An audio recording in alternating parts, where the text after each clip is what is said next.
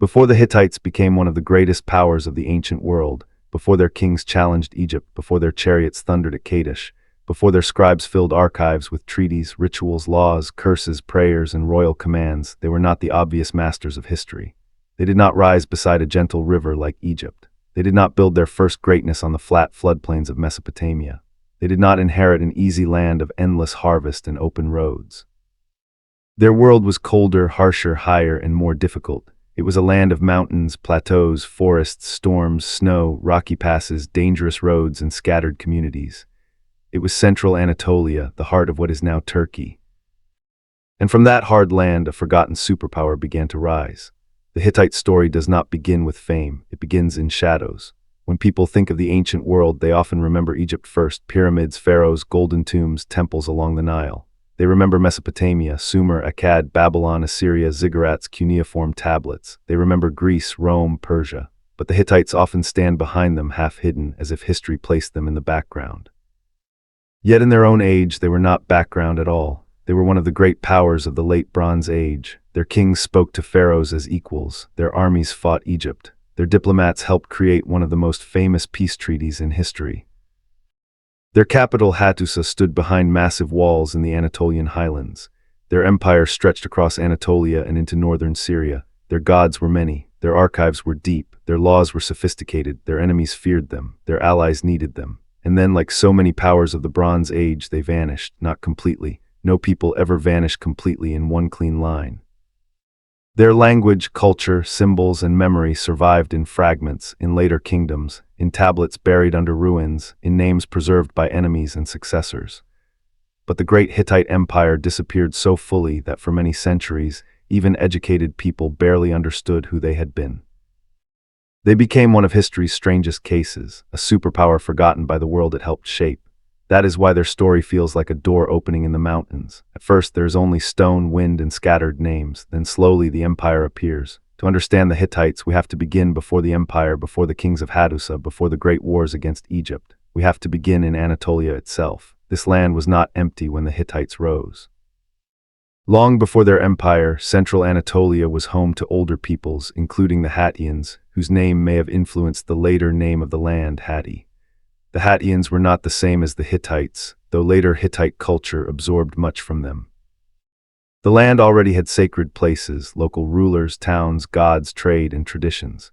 The Hittites did not create civilization from nothing. They entered and reshaped an older world. The people we call Hittites spoke an Indo-European language, one of the earliest known Indo-European languages recorded in writing. But they themselves often called their language Nessite, after the city of Nessa, also known as Kadesh. This matters because the label Hittite comes from later associations with Hatti, the land they ruled.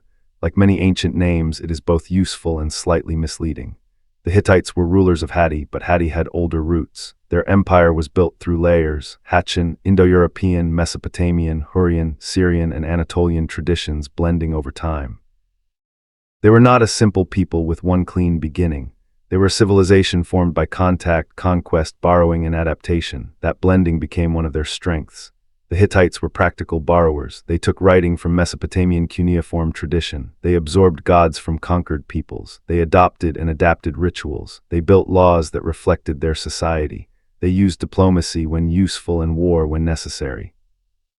They were not the most artistically famous civilization of the ancient world, not in the way Egypt or Greece would become famous, but they were deeply organized, flexible, and politically intelligent. Their power came not from one glittering monument, but from the ability to hold difficult lands and rival peoples together under royal authority. But before royal authority could stretch across empires, there were trading colonies. One of the earliest windows into Anatolia before the Hittite Empire comes from the Assyrian merchant colony at Kadesh. In the early 2nd millennium BC, merchants from Ashur in Mesopotamia established trade networks in Anatolia. They brought textiles and tin, and they traded for silver and other goods. They wrote letters and accounts on clay tablets. Thousands of these tablets have been found, and they reveal a world of merchants, contracts, debts, family disputes, caravans, taxes, risks, and profit. This was not a silent prehistoric land. Anatolia was already part of a commercial network. Imagine Kadesh in those days. The streets are busy with local Anatolians and foreign merchants. Donkeys arrive in caravans carrying textiles and tin. Traders argue over prices. Scribes press cuneiform signs into clay tablets. A merchant writes to his wife about business and household concerns. A debtor tries to delay payment. A local ruler negotiates taxes. Silver changes hands. Seals are pressed into clay. Goods move from Mesopotamia into Anatolia, and metals move back. The world is not yet the Hittite Empire, but the ingredients are there: trade, writing, power, competition, and the meeting of cultures.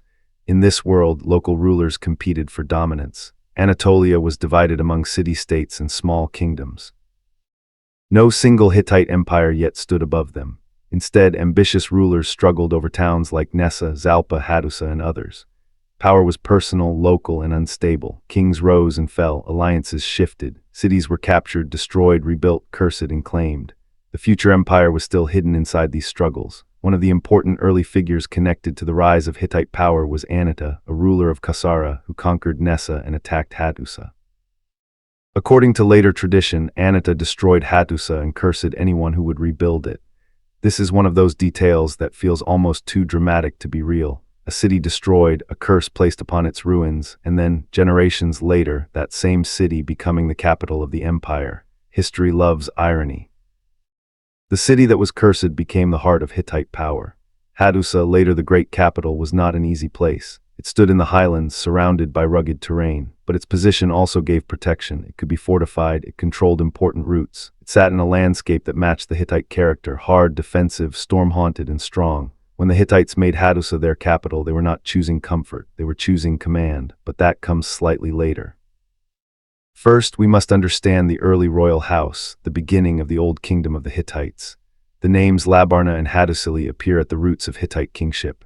Labarna may have been an early king, or even a royal title remembered as a founder figure.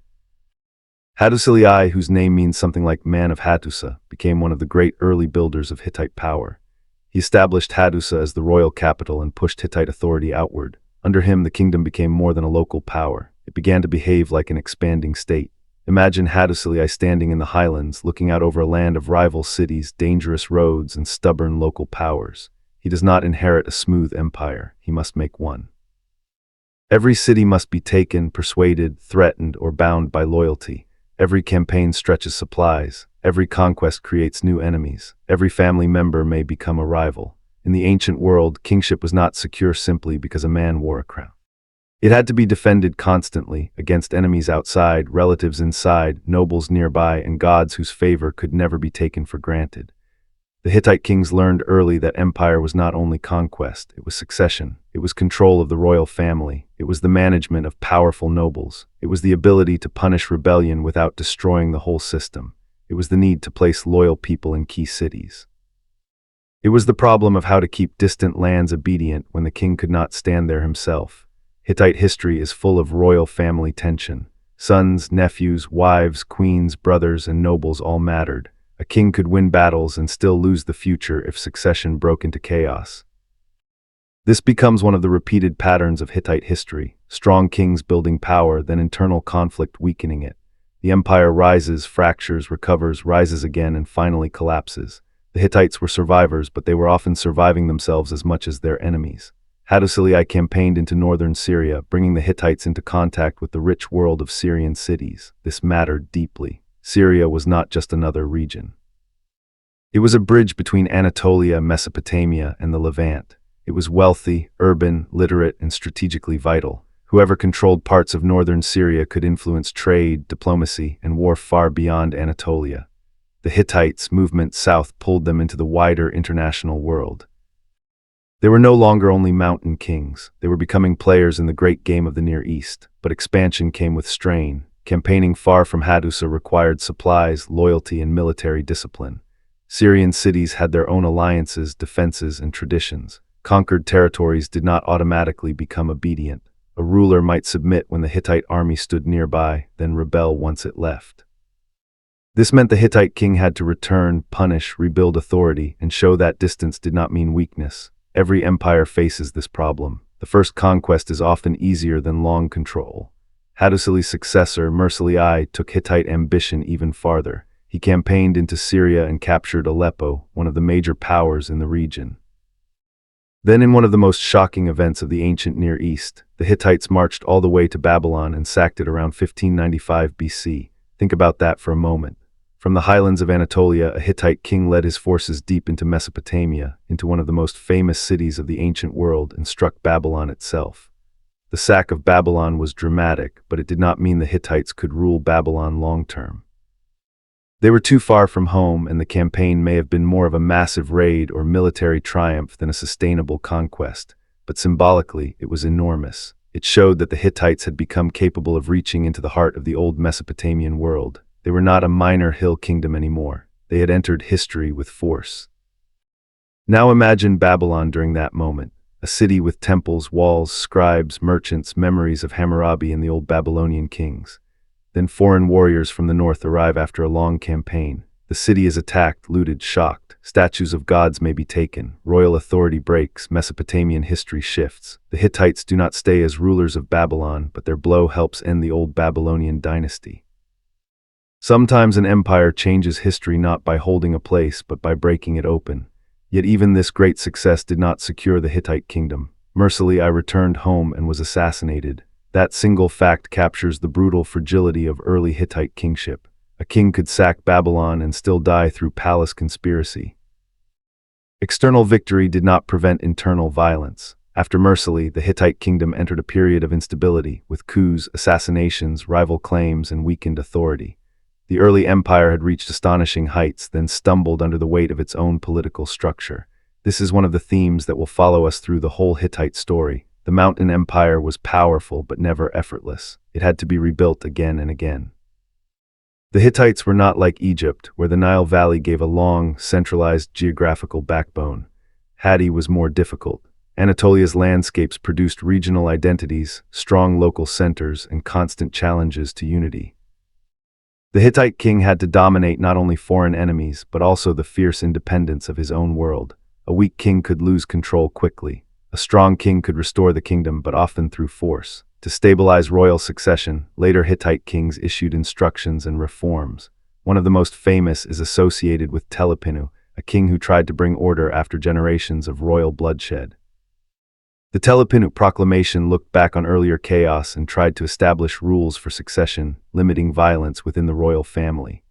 This shows that the Hittites understood their own problem. They knew internal disorder was dangerous. They knew the throne had to be protected not only from enemies but from relatives. That awareness makes them feel surprisingly human.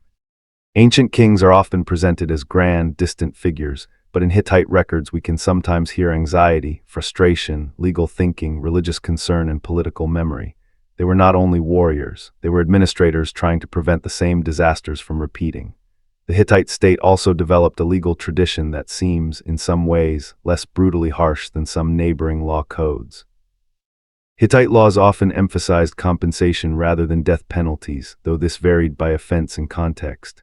This does not mean Hittite society was gentle by modern standards. It was hierarchical, patriarchal, and capable of violence. But the laws show a society concerned with order, property, injury, family, labor, animals, and restitution. They give us glimpses of everyday life beneath imperial politics, theft, marriage, assault, livestock, land, slaves, wages, and social obligations. Behind every great empire are ordinary disputes. Someone steals an animal, someone injures another person, someone breaks a contract, someone damages property, someone violates a household boundary. The king may fight Egypt, but the law must also decide what happens when a farmer's ox is stolen. That is how real states work. Hittite religion was equally layered. They famously spoke of the 1,000 gods of Hatti. This was not a precise count, but a way of expressing the vast number of deities absorbed from different regions and traditions. Hatchin gods, Hurrian gods, Luwian gods, Mesopotamian influences, local mountain and storm deities, sun goddesses, protective gods, the Hittite religious world was crowded and inclusive. When they conquered or absorbed regions, they often brought local gods into the imperial system rather than erasing them. In this way, religion became part of empire building. To rule many peoples, the Hittites also had to honor many gods. The storm god was especially important. That makes sense in Anatolia, a land of mountains and weather. Storms bring rain, and rain brings harvest. Storms also bring fear, thunder, and divine force. The Hittite king's authority was closely tied to the gods, and rituals had to be performed correctly. If disaster struck, one question always followed: which god had been offended? Hittite texts are full of rituals for purification, appeasement, healing, oath-taking, and restoring divine favor. Their religion was not casual decoration. It was part of the state's operating system. Imagine a Hittite ritual in the highlands. The sky is dark, clouds gather over the mountains, priests prepare offerings. The king or his representatives must honor the gods properly. Animals may be sacrificed. Bread, drink, and sacred objects are arranged. Words are spoken carefully because words matter. A mistake in ritual is not just embarrassing, it may be dangerous. The gods protect the land, but they also punish neglect. In a world of uncertain harvests, war, disease, and rebellion, divine favor is not abstract, it is political survival. This religious mindset helped hold the empire together, but it also made crisis terrifying. If the army lost, if famine came, if plague spread, if rebellion succeeded, people did not see only bad luck, they saw possible divine anger. Kings had to investigate rituals, dreams, omens, and offenses. They had to restore balance. Power was never purely military. It was sacred responsibility. The Hittite military became one of the great forces of the Bronze Age. They used infantry and chariots, and by the time of their later empire, their chariot forces would become famous. But in Block 1, we are still watching the early rise. The Hittites learned to project force across difficult terrain. They developed systems of vassalage and treaties to secure conquered regions. They did not always annex every territory directly. Often local rulers remained in place under oath to the Hittite king. These treaties could be detailed, invoking gods as witnesses and threatening curses against betrayal. This treaty culture became one of the Hittites' great political tools. They understood that empire could be built through documents as well as weapons. A defeated ruler might be bound by oath, forced to provide troops, tribute, loyalty, and diplomatic obedience. The treaty transformed conquest into obligation. It made rebellion not only political resistance but sacred violation. Yet treaties only worked if the Hittite king remained strong enough to enforce them. A tablet could curse a rebel, but an army had to punish him. This balance between writing and force shaped the empire's rise. The Hittites were beginning to become something larger than a kingdom. They were becoming a structure of roads, cities, oaths, gods, campaigns, family politics, laws, and archives. They were learning how to rule an unruly land. They were learning how to absorb foreign gods, use foreign scripts, and control foreign kings. They were becoming imperial, but their rise was never smooth. After the early Old Kingdom successes came weakness. After weakness came recovery. Later, under kings of the New Kingdom period, the Hittites would rise again into the full imperial power that fought Egypt and shaped the late Bronze Age. But the foundations were laid here. In the mountains, in Hattusa, in the memory of Anato's curse, in the campaigns of Hattusili and Mursili, in the sack of Babylon, in the bloodshed of royal succession, in the reforms trying to control the throne, in the thousand gods of Hatti, and in the stubborn ability of this people to rebuild power after crisis. That is what makes the Hittites so compelling. They were not born as an obvious empire. They had to force themselves into history. Their land was difficult. Their politics were dangerous. Their capital had once been cursed. Their kings were sometimes murdered by their own relatives. Their empire rose, fell, and rose again. And yet they endured long enough to stand face to face with Egypt, the greatest ancient civilization most people remember. As this first block settles into silence, picture central Anatolia at dusk. The land is high and rugged. Wind moves across the plateau. In the distance, mountains darken under a stormy sky. A fortified city stands on rocky ground, its walls catching the last light. Inside, fires burn in palace rooms. Scribes press signs into clay. Priests prepare offerings to the storm god and the sun goddess. Messengers arrive from distant towns. A king listens to reports of rebellion, tribute, harvest, and war. Somewhere in the archives, a treaty is stored. Somewhere outside the gates, soldiers sharpen bronze weapons. Somewhere in the royal family, ambition is already becoming dangerous. The world does not yet know what the Hittites will become.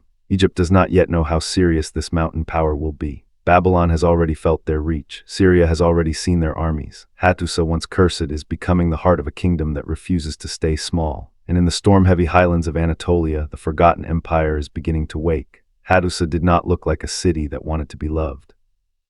It looked like a city that wanted to endure. It rose in the highlands of Anatolia, far from the warm softness of the Nile, far from the easy beauty of Aegean islands, far from the flat river lands of Mesopotamia. Hattusa belonged to stone, wind, walls, storms, and command. If Egypt's temples seemed to grow out of the river like monuments to eternity, Hattusa seemed carved out of resistance itself. It was a capital built in a difficult place by a people who understood that power in Anatolia could never be gentle for long. The land around it was rugged, winters could be harsh, roads were demanding, enemies could come through passes and borderlands. Local peoples did not always submit quietly. To rule from Hattusa was to rule from a fortress of will. The city stood near modern Boğazköy in central Turkey, but to the Hittites it was the heart of Hatti. Its walls followed the shape of the land, climbing and turning over rocky ground. Its gates were not only entrances, they were statements. The Lion Gate, guarded by carved lions, announced strength and protection. Sphinx Gate carried a stranger, more sacred power, as if the city stood between the human and divine worlds. The King's Gate, with its warrior figure, showed that royal authority and military force were bound together. A visitor approaching Hattusa would not have seen a peaceful, open city inviting the world in. He would have seen a capital warning the world to respect it. Imagine arriving there as a foreign envoy from Syria or Mesopotamia. The road has been long. The air is thinner and colder than the coast. Your caravan climbs through Anatolian terrain, past fields, rocky slopes, scattered settlements, and watchful local officials. You carry a clay tablet sealed for the great king, perhaps gifts too, fine cloth, metal, carved ivory, or a diplomatic message from a vassal ruler who fears punishment.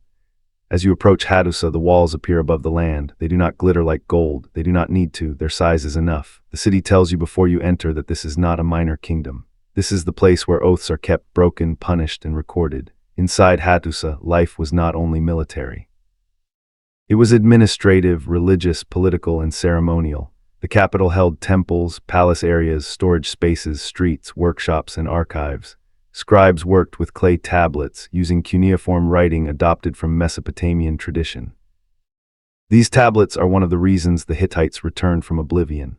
Without them, they might still be little more than a name in other people's records. But the archives of Hattusa gave them back their voice. Royal treaties, prayers, myths, rituals, laws, diplomatic letters, historical texts, military instructions, and palace records. The city was not merely defended by stone walls. It was defended by memory pressed into clay. A Hittite scribe was not a decorative figure. He was part of the machinery of empire. He recorded treaties that bound vassals to the king. He copied rituals needed to appease gods. He wrote letters to foreign courts. He preserved instructions for festivals, purification ceremonies, and royal duties. He helped turn the spoken command of a king into something that could travel, be stored, and be enforced. In a world where distance was dangerous and loyalty uncertain, writing gave power a longer reach. A king could not stand in every vassal city, but his tablet could arrive there. His oath could be read aloud. His curses could be invoked. His authority could be made present through clay. Picture a scribal room in Hattusa. The light is soft, coming through a doorway or small opening. Clay tablets sit in stacks. Some are still damp, some are drying, some are stored carefully because they matter to the state. A senior scribe dictates or reviews. A younger apprentice copies signs, learning the discipline of cuneiform strokes. Outside, officials move through the administrative quarter, bringing messages from governors, vassals, military commanders, priests, and royal family members. The smell is earth, smoke, wool, oil, and clay. The scribes do not know they are preserving a lost empire for people thousands of years in the future. They are trying to keep tomorrow's business under control. Hattusa was also a sacred city. The Hittites spoke of the 1,000 gods of Hatti, and the phrase fits their world beautifully. They absorbed deities from the Hattians, Hurrians, Luwians, Syrians, Mesopotamians, and other peoples. Their empire was not religiously narrow. It gathered gods as it gathered lands. This was practical and spiritual at the same time.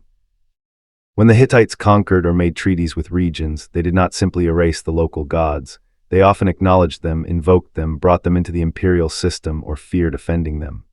The gods of conquered peoples could become witnesses to treaties. Local divine powers could become part of royal ritual. Hittite religion was a crowded court, full of names, storms, mountains, suns, springs, protective spirits, and divine anger. The storm god stood at the center of much Hittite imagination. In Anatolia, that makes sense. Storms mattered, rain mattered, thunder mattered. The mountains gathered clouds, and clouds meant both life and fear. A storm god could bless fields or destroy them. He could represent royal power, natural force, and divine authority. The sun goddess of Arana was also central, one of the great protective deities of the Hittite state. The king did not rule alone. He ruled under divine eyes. Every campaign, every treaty, every festival, every crisis had religious meaning. This made Hattusa a place of constant ritual responsibility. The king had to honor the gods properly. The queen also had religious importance, sometimes deeply connected to cult and ritual duties. Festivals could last days.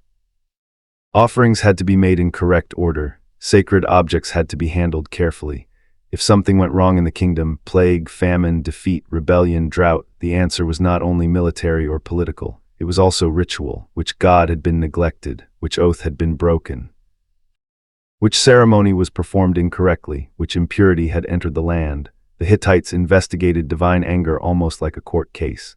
This is one of the most human things about them. They lived in a world where disaster demanded explanation. If a modern state suffers plague or famine, it looks for microbes, weather patterns, logistics, policy failures, supply chains. The Hittites looked for angered gods, broken vows, ritual mistakes, and pollution, but the emotional need was the same. Something is wrong. Why? Who failed? How do we repair the world? Their rituals were not superstition in the shallow sense. They were their system for restoring order when the universe seemed unstable. Imagine the king of Hattusa during a crisis. Reports have arrived of disease in the army or poor harvest in a province. Priests and ritual experts are summoned. Old tablets are consulted. Omens may be read. Offerings are prepared. The king must confess, purify, compensate, appease, or perform what the gods require. The empire's survival depends not only on soldiers at the frontier, but on correct relationship with unseen powers. A ruler who fails the gods may lose the land even before enemies arrive. The capital's power depended on its ability to gather many worlds into one royal center. Soldiers from different regions, scribes trained in foreign writing traditions, priests serving many gods, envoys from distant courts, vassal rulers seeking favor or fearing punishment, craftsmen producing goods for palace and temple, farmers bringing supplies, merchants moving through controlled routes. Hattusa was a capital of layers. It did not belong to one simple ethnic story. It belonged to empire. An empire is always mixture under pressure. But the same mixture that gave Hattusa reach also gave it tension. A city that rules many peoples must constantly manage difference. The Hittite kings used treaties to bind vassals, but treaties reveal mistrust as much as trust. If everyone were loyal naturally, the king would not need long oaths and curses. Hittite treaties could be intensely detailed, naming obligations, succession terms, military support, forbidden alliances, tribute expectations, and divine punishments. The vassal was told, in effect, remember who protects you, remember who owns your loyalty, remember which gods will punish betrayal. A treaty tablet might be placed before gods, it might be read publicly, it might be copied and stored. The words were legal, political, and sacred all at once. To break such an oath was not merely to rebel against the king, it was to invite divine disaster. This made Hittite diplomacy powerful. It also reveals how fragile loyalty was. Every oath is a wall built against betrayal. Beyond the capital, the Hittite king faced the constant challenge of movement. Anatolia's geography was not easy. Roads crossed mountains and plateaus. Communication took time. Armies required supplies. Campaigns into Syria, western Anatolia, or northern regions stretched royal power across hard distances. A rebellion might begin before the king even heard of it. A vassal might delay tribute. A frontier group might raid. A city might submit when the army arrived, then rebel when the king returned to Hattusa. So Hittite rule had to be active. It had to move. It had to punish and return. It had to remind. This is why Hattusa's walls, though impressive, were only one part of its defense.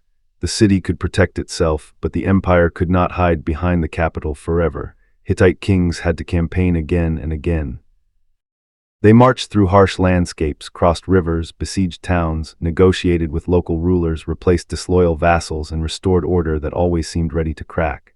The empire was not a fixed possession. It was a continuous act. Inside the royal family, the danger could be just as severe.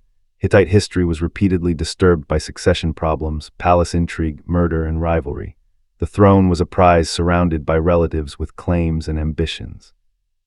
A king might fear foreign enemies, but he also had to fear the bloodline around him. Brothers, sons, nephews, wives, and powerful nobles could become threats. The story of Ramesses I, who sacked Babylon and was later assassinated at home, captures this perfectly. The Hittites could strike one of the greatest cities in Mesopotamia and still be undone by palace politics. That problem haunted the state. The Telepinu Proclamation, issued by a later king trying to stabilize royal succession, looked back on chaos and tried to impose order. It is one of the most revealing documents of early Hittite political thought because it shows a ruler aware that violence inside the royal house had weakened the kingdom. Telepinu wanted succession to follow rules. He wanted the royal family and nobles to stop destroying the state from within. It was a reform born from exhaustion. The Hittites had learned that an empire cannot survive if every death of a king becomes a doorway to bloodshed. Imagine a royal council in Hattusa after years of succession violence. The elders have seen too many princes killed, too many factions rise, too many strong kings followed by instability. The kingdom's enemies wait for weakness. Vassals test loyalty whenever the throne is uncertain. The new ruler speaks not only as a king but as a man trying to stop the pattern. He remembers the past, names the disorder, and demands a law for the future. The room listens. Some agree, some hide ambition. Rules can restrain violence, but only if powerful people fear breaking them. Hattusa, then, was not only the strong capital of a confident empire, it was also the place where the Hittites fought their own instability. Every archive tablet, every treaty, every ritual, every wall, every succession rule, every oath was part of a larger struggle, how to turn a hard land of competing powers into a durable kingdom. And they succeeded, not perfectly, not peacefully, not forever, but enough to become one of the greatest forces of their age. Their legal texts show a society concerned with compensation, property, injury, marriage, slaves, animals, and social order. Their rituals show anxiety about divine anger and purity. Their treaties show a sophisticated imperial diplomacy. Their military campaigns show ambition beyond Anatolia. Their archives show intellectual discipline and state memory. Their capital shows both defensive strength and sacred identity. Hattusa was the brain, heart, and nervous system of Hatti, but it was also vulnerable because so much depended on it. A capital concentrates power. That is useful when the capital is functioning. It is dangerous when the capital weakens. Hattusa stored archives, organized rituals, legitimized kingship, and coordinated imperial control. If Hattusa faltered, the empire's many distant parts could begin to loosen. Vassals might wonder whether the great king still had strength.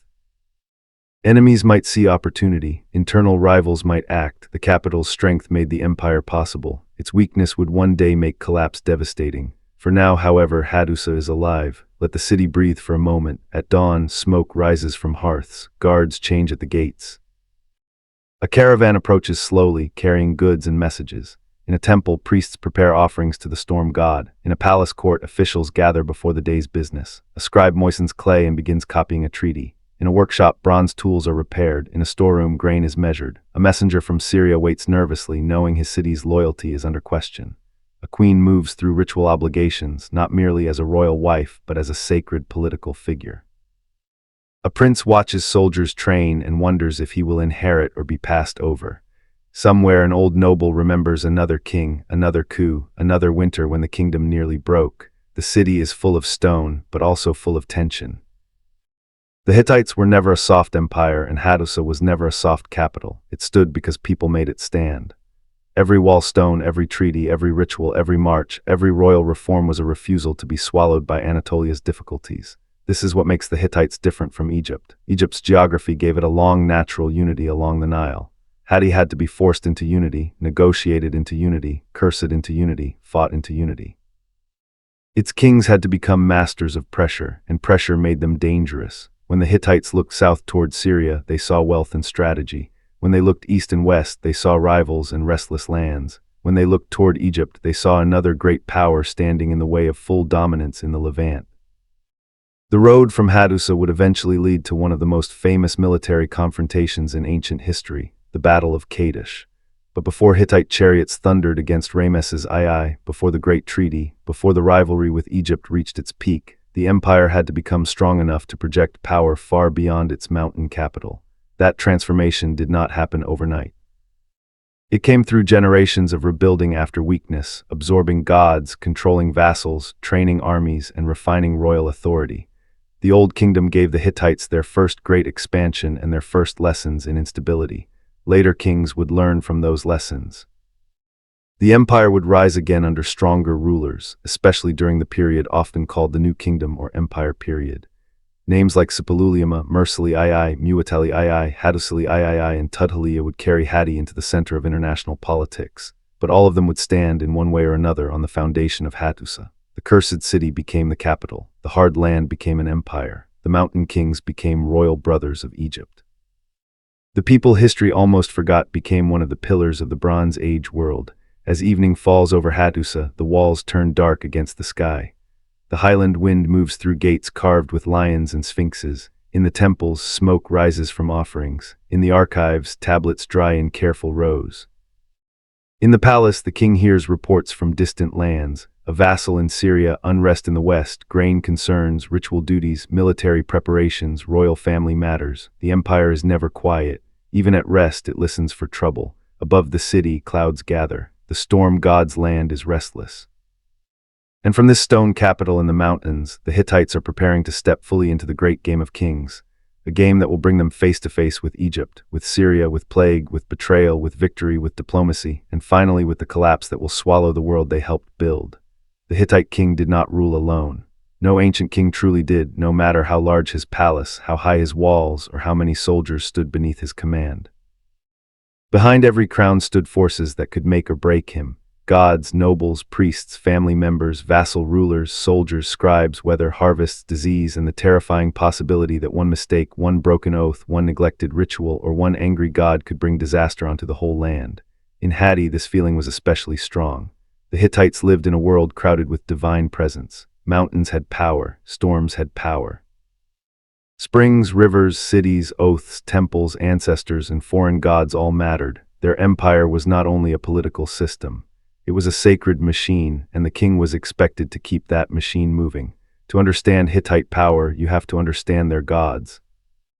The Hittites famously spoke of the 1,000 gods of Hatti, and that phrase feels almost overwhelming, as if the heavens above Anatolia were filled with divine voices all speaking at once.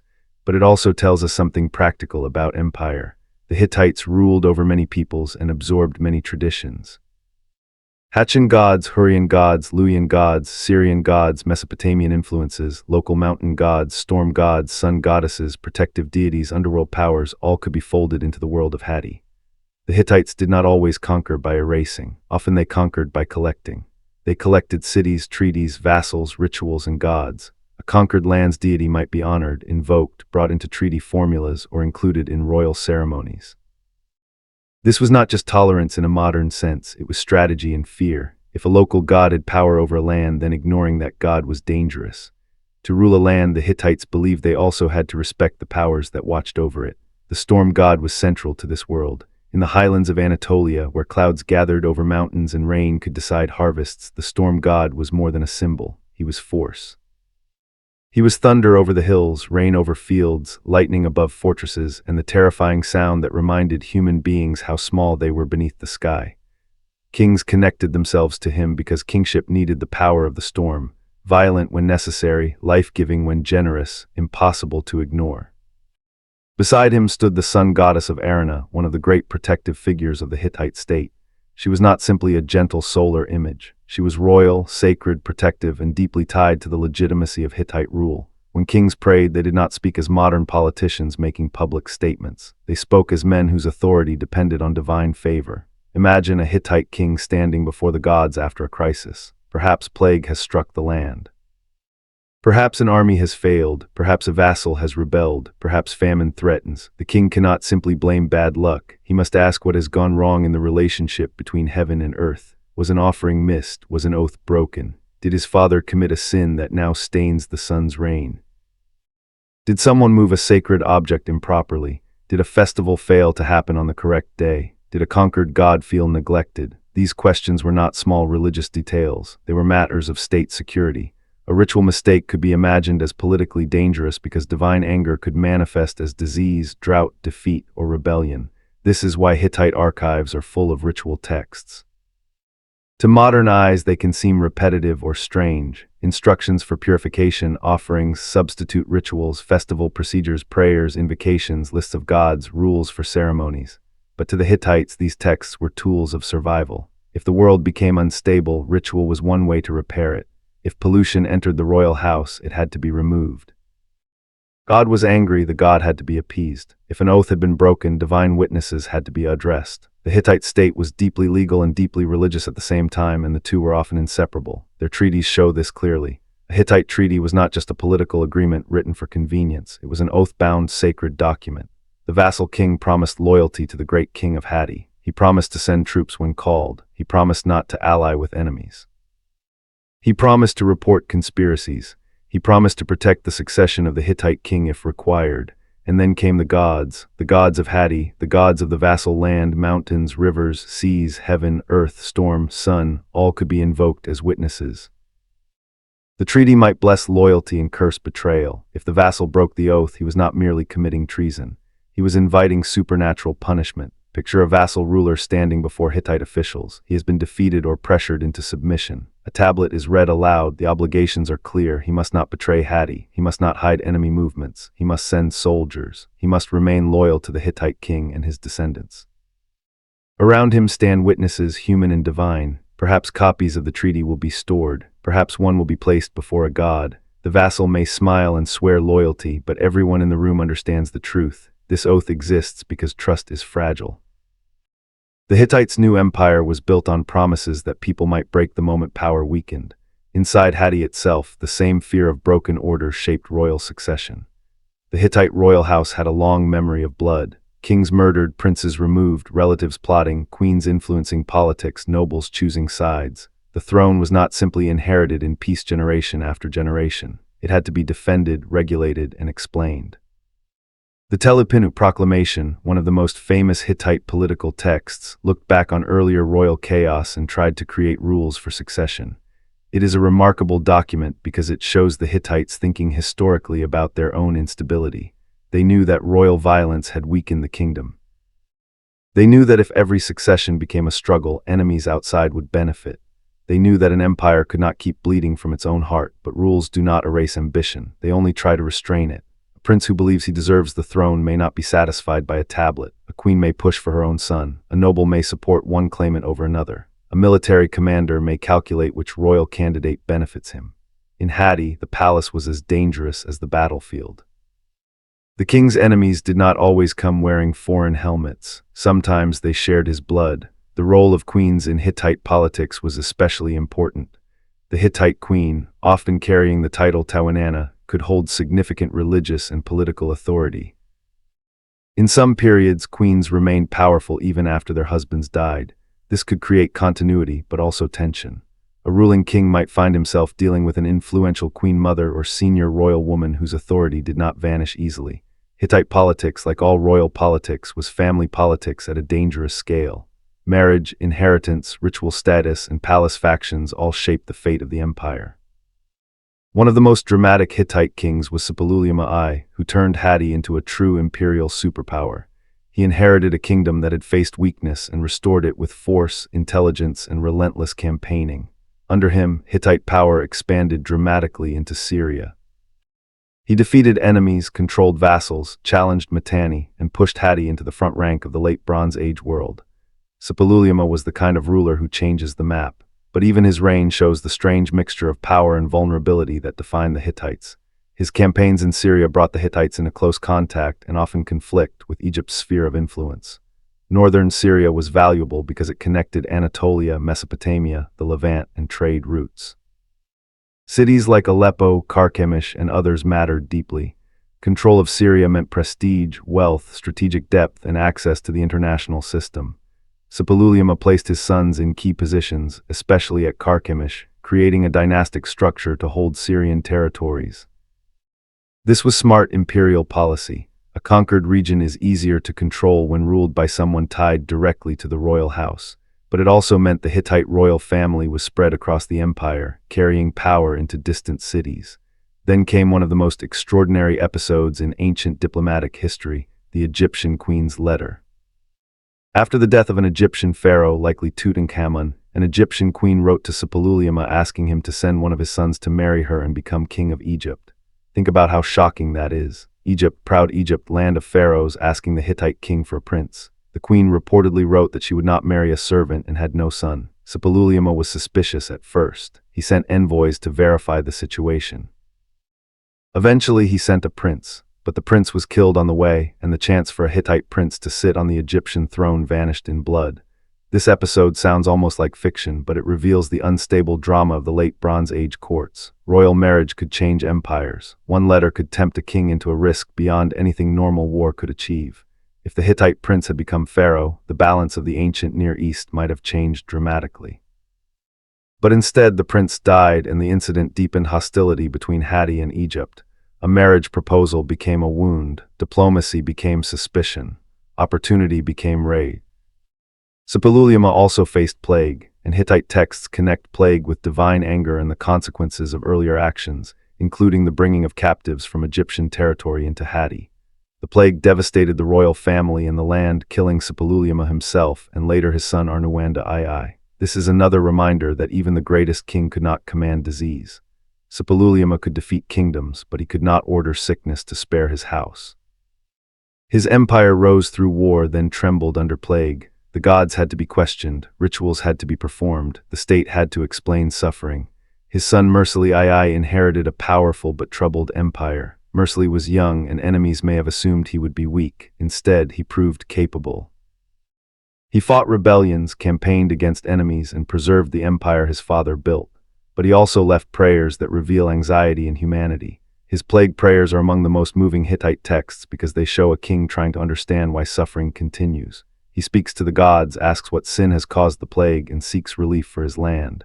This is not the voice of a cartoon conqueror. It is the voice of a ruler crushed between responsibility and helplessness. Imagine Mursili II in Hattusa during the plague years. Reports come from towns where people are dying. Ritual experts search old tablets. Priests argue about which offense angered which deity. The king knows his father's wars brought glory, but perhaps also guilt. He must continue ruling, campaigning, judging, commanding, and praying while death moves through the land. He may wear royal clothing and sit above others, but kingship offers no escape from grief. His prayers show that empire is not only triumph, it is burden. The Hittite king also had to be a military leader. Anatolia and Syria demanded constant movement. The Kaska people in the north were a recurring threat, raiding Hittite lands and sometimes even threatening the heartland. Western Anatolia could be unstable, with lands and rulers whose loyalty shifted. Syrian vassals had to be controlled, Egypt had to be watched, Assyria would become more important later. A Hittite king could not simply sit in Hattusa and enjoy divine status. He had to campaign, often repeatedly, often far from home. This created a hard political rhythm. The king leaves to fight in one region. Another region rebels. He returns and punishes. A vassal dies and succession becomes uncertain. The king appoints or confirms a ruler. Another enemy moves. A festival must still be performed. A treaty must still be renewed. A plague must still be appeased. A harvest must still be managed. The empire never stops making demands. Power is motion, and if the king stops moving, the empire begins to loosen. The Hittite legal system gives us another side of this world. Their laws covered theft, injury, marriage, sexual offenses, animals, land, slaves, wages, and ritual concerns.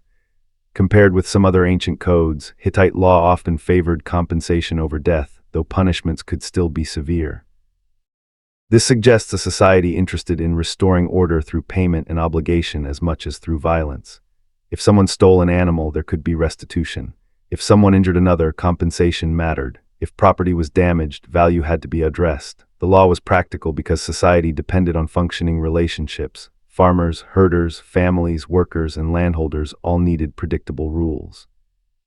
Behind the empire of kings and chariots, there were ordinary Hittites living under these laws.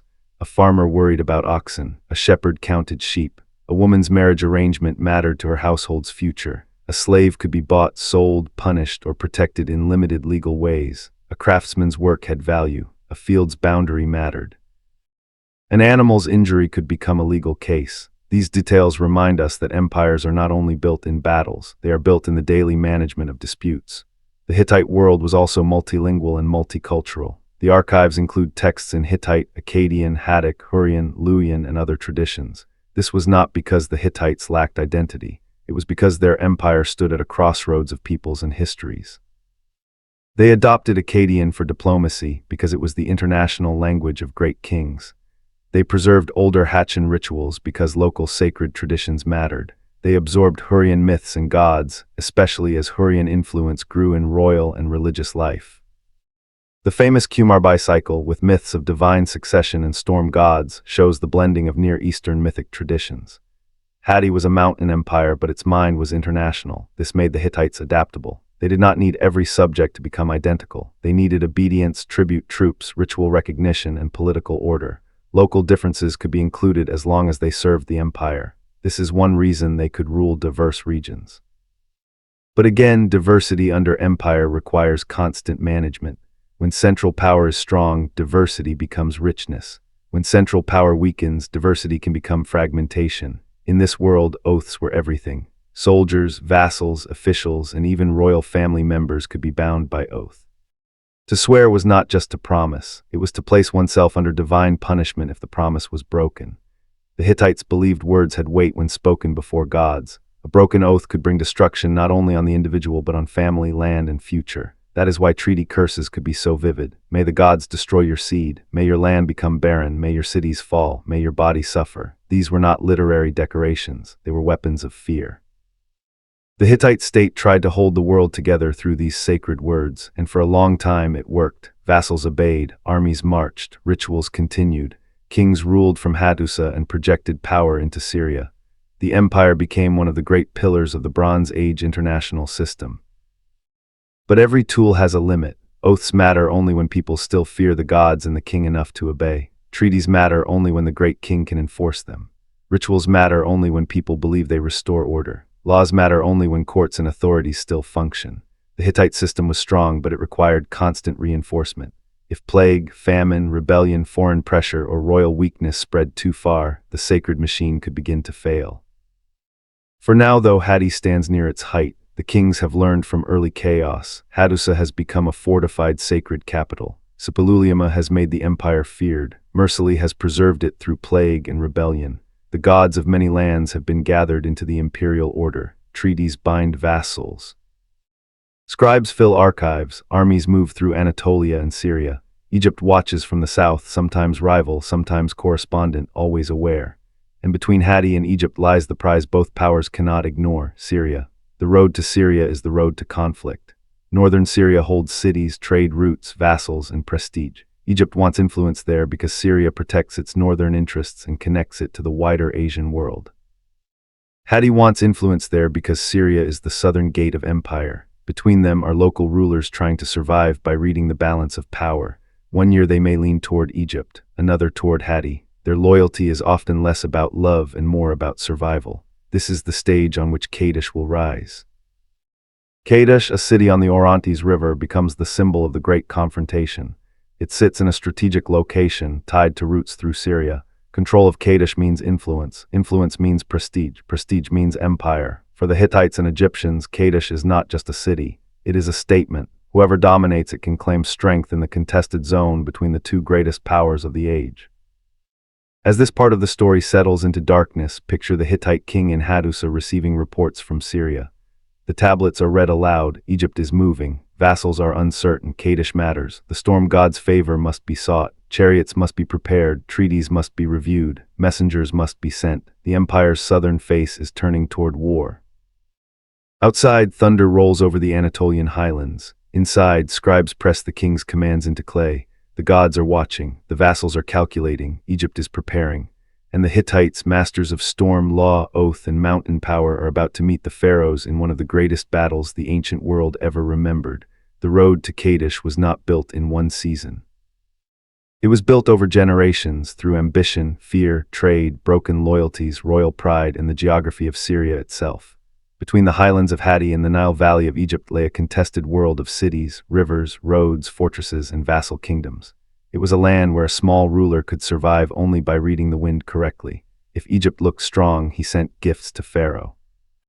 If Hatti looked stronger, he swore loyalty to the great king.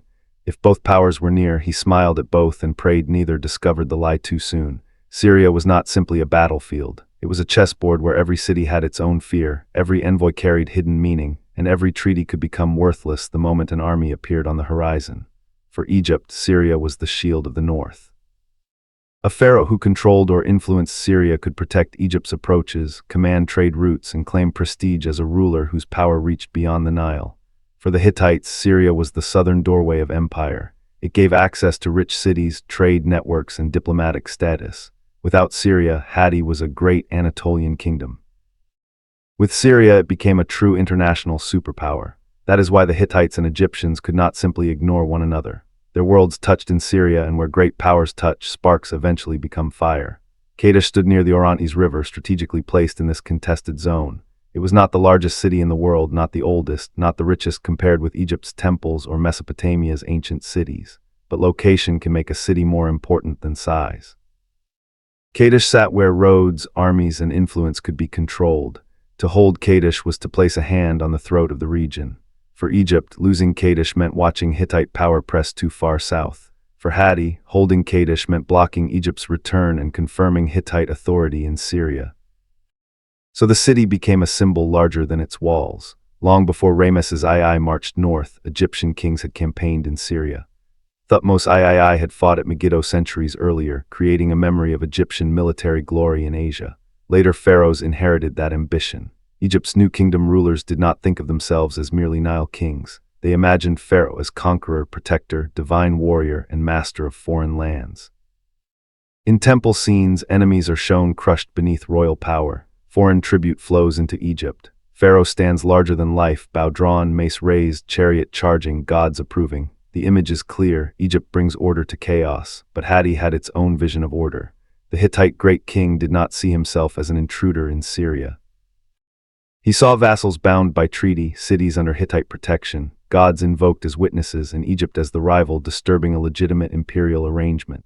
Both sides could claim justice. Both sides could claim defense. Both sides could accuse the other of aggression. That is how great power wars often begin, not because one side believes itself evil, but because both sides believe the map should obey their version of order. By the time Ramesses II came to power, the rivalry had hardened.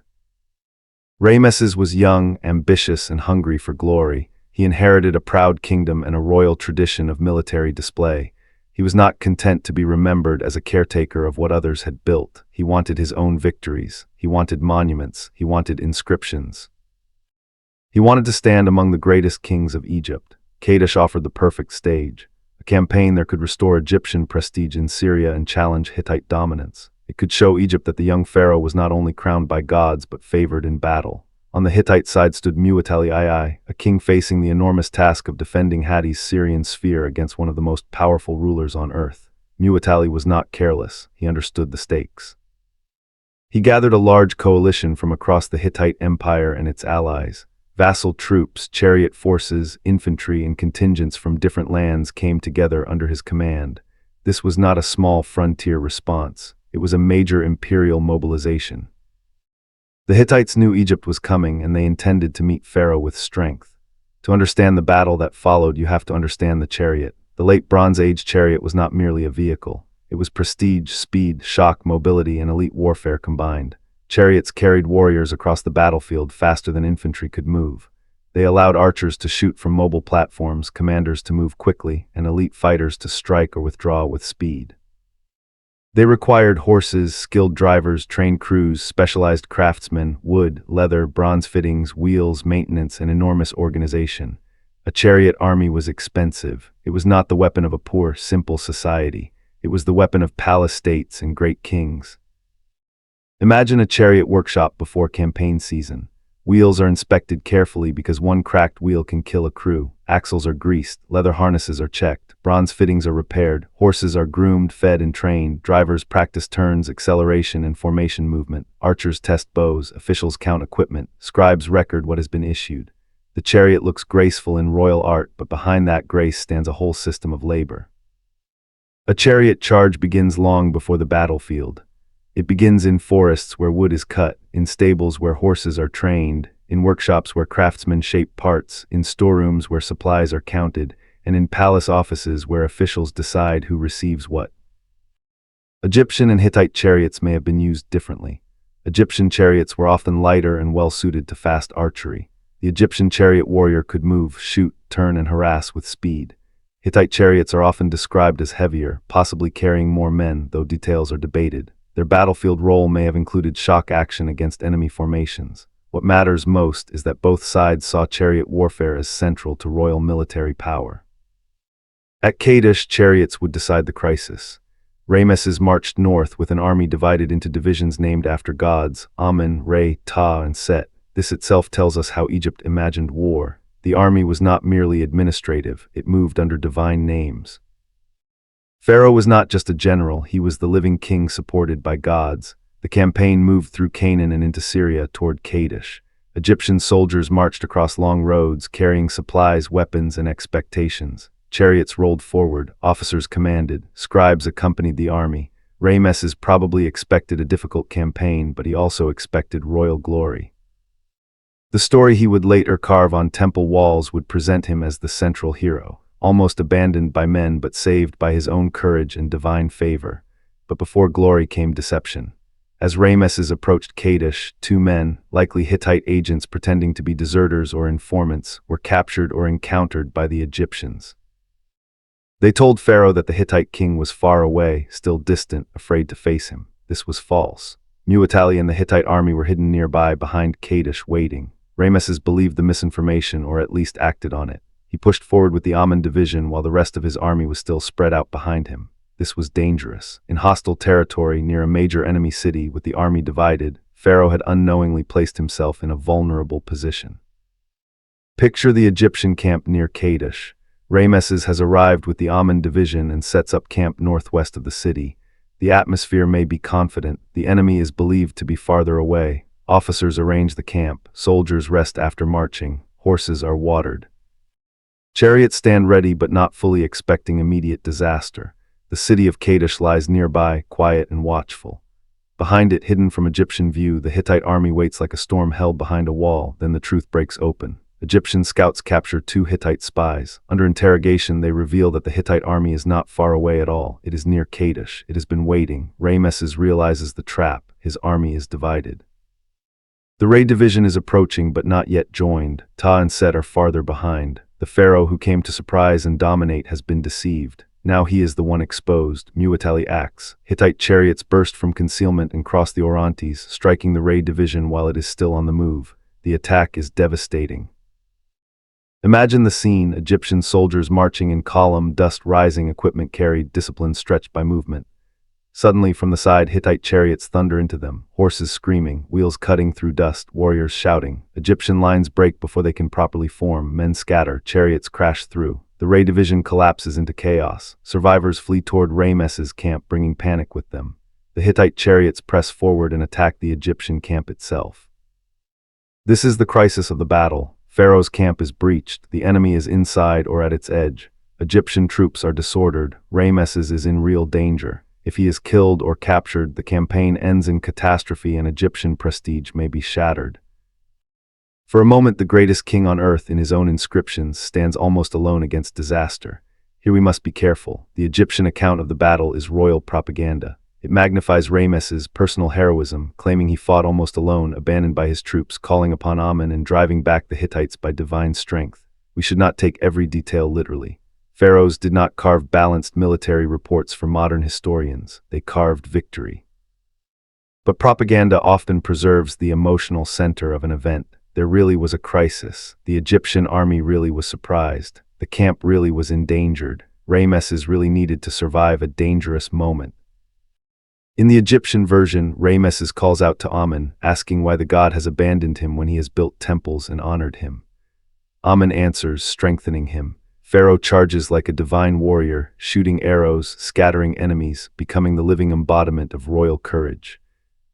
Whether or not it happened exactly that way, the story reveals how Egypt wanted to understand the battle, not as a near disaster caused by deception and tactical error, but as proof that Pharaoh, supported by Amun, could overcome chaos even when men failed him. Imagine Ramesses in that moment, stripped of the monument and seen as a human king. Dust fills the air, his horses are restless, enemy chariots are near. Messengers shout contradictory reports, some officers are dead or scattered. The camp is being looted or attacked. Pharaoh knows that if he shows fear, everything may collapse, whether from courage, training, pride, desperation, or divine belief. He fights. Around him, loyal guards and chariot crews rally. Egyptian archers shoot, chariots maneuver. The chaos begins to slow. Another factor may have saved Egypt: the arrival of reinforcements, sometimes identified as the Nerin, possibly allied or reserve troops. As fresh forces arrived, the Egyptian position stabilized. The Hittite chariots, having broken into the camp, may have become disorganized by looting or overextension. Chariot forces are terrifying when coordinated, but vulnerable when scattered. If crews stopped to plunder, if horses tired, if formations broke, the momentum could fade. Egyptian counterattack and reinforcements turned disaster into survival. Mu'atali still had infantry and reserves, but according to many interpretations, he did not commit all his forces decisively at the crucial moment. Why? Perhaps he was cautious. Perhaps terrain and river crossings limited him. Perhaps he believed the chariot attack had done enough. Perhaps he wanted to preserve his army. Perhaps the Egyptian recovery happened faster than expected. Ancient battles often turn on decisions we cannot fully reconstruct. We see outcomes and later claims, but not every hesitation in a commander's mind.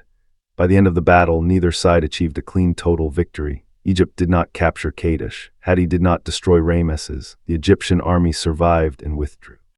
The Hittites retained control of Kadesh and much of their Syrian position. Strategically, the battle favored the Hittites more than Egyptian temple art admits, but politically, Ramesses turned it into a personal triumph. He covered temple walls across Egypt with the story. He had the battle recorded in multiple versions, in inscriptions and reliefs. He made Kadesh a monument to his courage. The battle became one of the best documented military events of the ancient world, not because it was a simple Egyptian victory, but because Ramesses needed the story told his way. This is the power of royal memory. A battle fought in dust and confusion becomes on stone, a perfect drama. Pharaoh is alone, the enemy is countless, the god answers, the king triumphs. The truth is more complicated, but the monument is not interested in complexity. It is interested in eternity.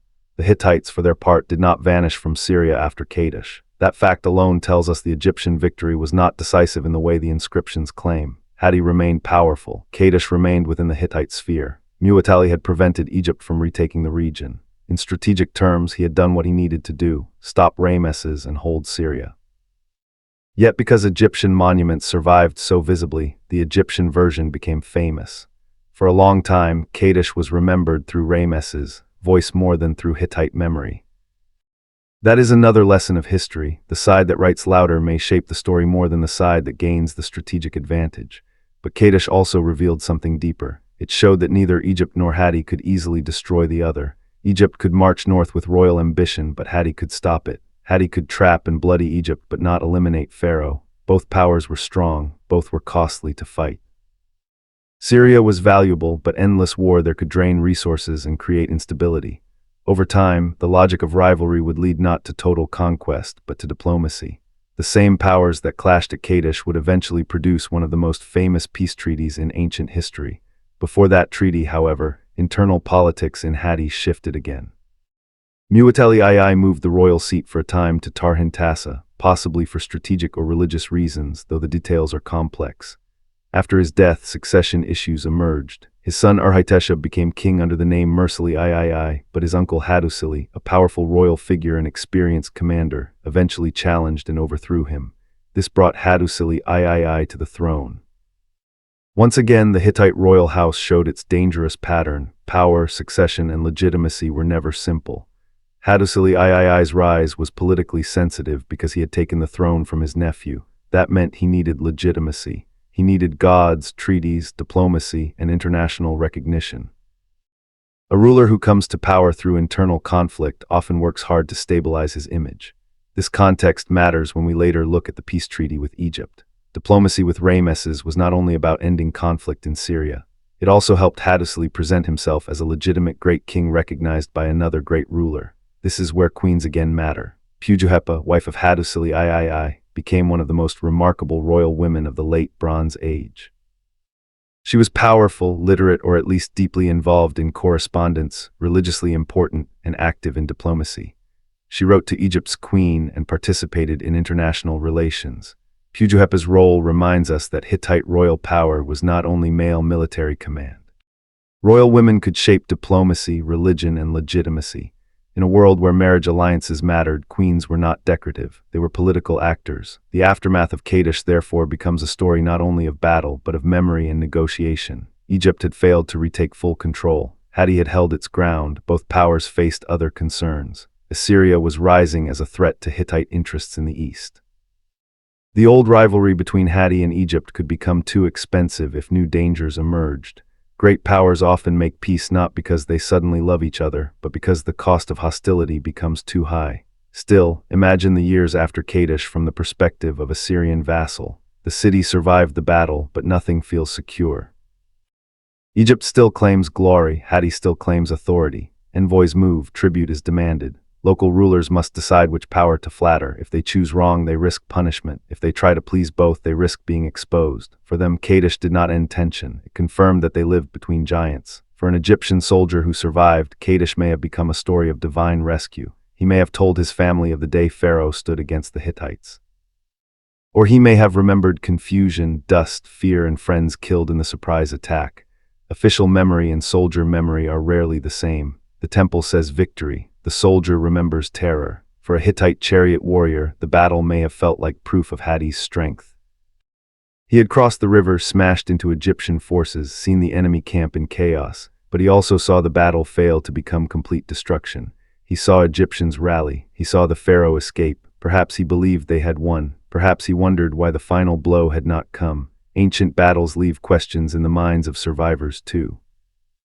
Kadesh became famous because it contained everything the late Bronze Age valued: chariots, great kings, divine claims, international rivalry, strategic cities, deception, propaganda, and diplomacy.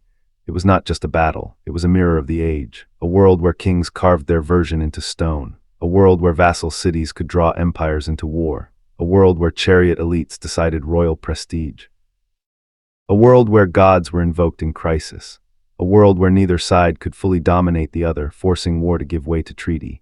As night falls after the battle, picture the field near Kadesh. The dust has settled. Broken chariots lie near the river. Horses stand exhausted or dead. Shields, arrows, and bodies mark the places where formations broke. The city still stands. The Orontes moves quietly, indifferent to royal claims. Egyptian survivors gather under orders. Hittite forces remain nearby. Both sides are too wounded or cautious to turn the day into total decision. The battle is over, but the argument is not. Far away in Egypt, artists will carve Ramesses as the hero of the day. Far away in Hatti, the empire will continue holding Syria. In the cities between them, rulers will keep sending careful messages. And in the long memory of history, Kadesh will become not the end of rivalry, but the beginning of something even more revealing: the realization that the two greatest powers of the age could not afford to fight forever. Soon, the language of chariots will become the language of tablets. The battlefield will become a treaty. The enemies will call each other brother. And the Hittites, those mountain rulers from Hattusa, will stand on equal ground with Egypt not only through war, but through one of the oldest surviving peace agreements in human history. The battlefield at Kadesh did not give the world a clean answer. That is what made it so important. If Ramesses had crushed the Hittites completely, Syria might have returned firmly to Egypt's hand. If Muwatalli had captured or killed Ramesses, Egypt might have faced one of the greatest humiliations in its history. But neither thing happened. Egypt survived the trap. Hatti held its ground. Kadesh remained outside Egypt's control. Both kings could claim something, and both kingdoms had learned something. Egypt had learned that Hatti could not be pushed out of Syria by a single royal campaign. Hatti had learned that Egypt, even when surprised, remained too strong and too proud to be dismissed. The battle had been loud, violent, and glorious in royal inscriptions, but its real message was quieter. Neither empire could easily destroy the other. And once great powers learn that truth, the road to peace begins, not from kindness but from exhaustion, calculation, and fear of what the next war might cost. For years after Kadesh, Egypt and Hatti remained rivals. Ramesses II continued to present himself as the victorious warrior king, filling temple walls with scenes of courage and divine support. In Egypt, his version of Kadesh became almost immortal, the young pharaoh alone against countless enemies, the god Amun hearing his cry. The royal horses carrying him through danger, the enemy chariots thrown into confusion, the king saving himself, his army, and Egypt's honor. This was not simply memory, it was political art. Ramesses wanted every Egyptian, every priest, every soldier, every foreign visitor, and every future generation to know that he had stood against chaos and lived. A pharaoh did not only rule the present, he argued with eternity, but in Hatti the story was not the same. The Hittites still controlled the strategic prize. They had blocked Egypt from taking Kadesh. They had defended their Syrian sphere. Their king had outmaneuvered Ramesses at the beginning of the battle and nearly destroyed part of the Egyptian army. From a strategic view, Hatti had not lost. The Hittites did not need to cover walls with the same surviving monuments for us to understand that they remained powerful. The proof is simple. Egypt did not take Syria back. The borderlands remained contested, and Hatti continued to stand as Egypt's equal. But then the world around both empires began changing. A strong enemy is dangerous. A changing world is more dangerous. The Hittites had to watch Assyria, a rising power in Mesopotamia, growing stronger and more aggressive. Assyria threatened Hittite interests from the east and could disturb the balance in northern Syria and beyond. For Hatti, fighting Egypt forever while Assyria rose behind them was dangerous. No empire wants to face two major enemies on different fronts. Egypt also had reasons to avoid endless northern war. Syria was valuable but distant. Campaigns were expensive. Holding influence far from the Nile required troops, supplies, loyal vassals, and constant attention.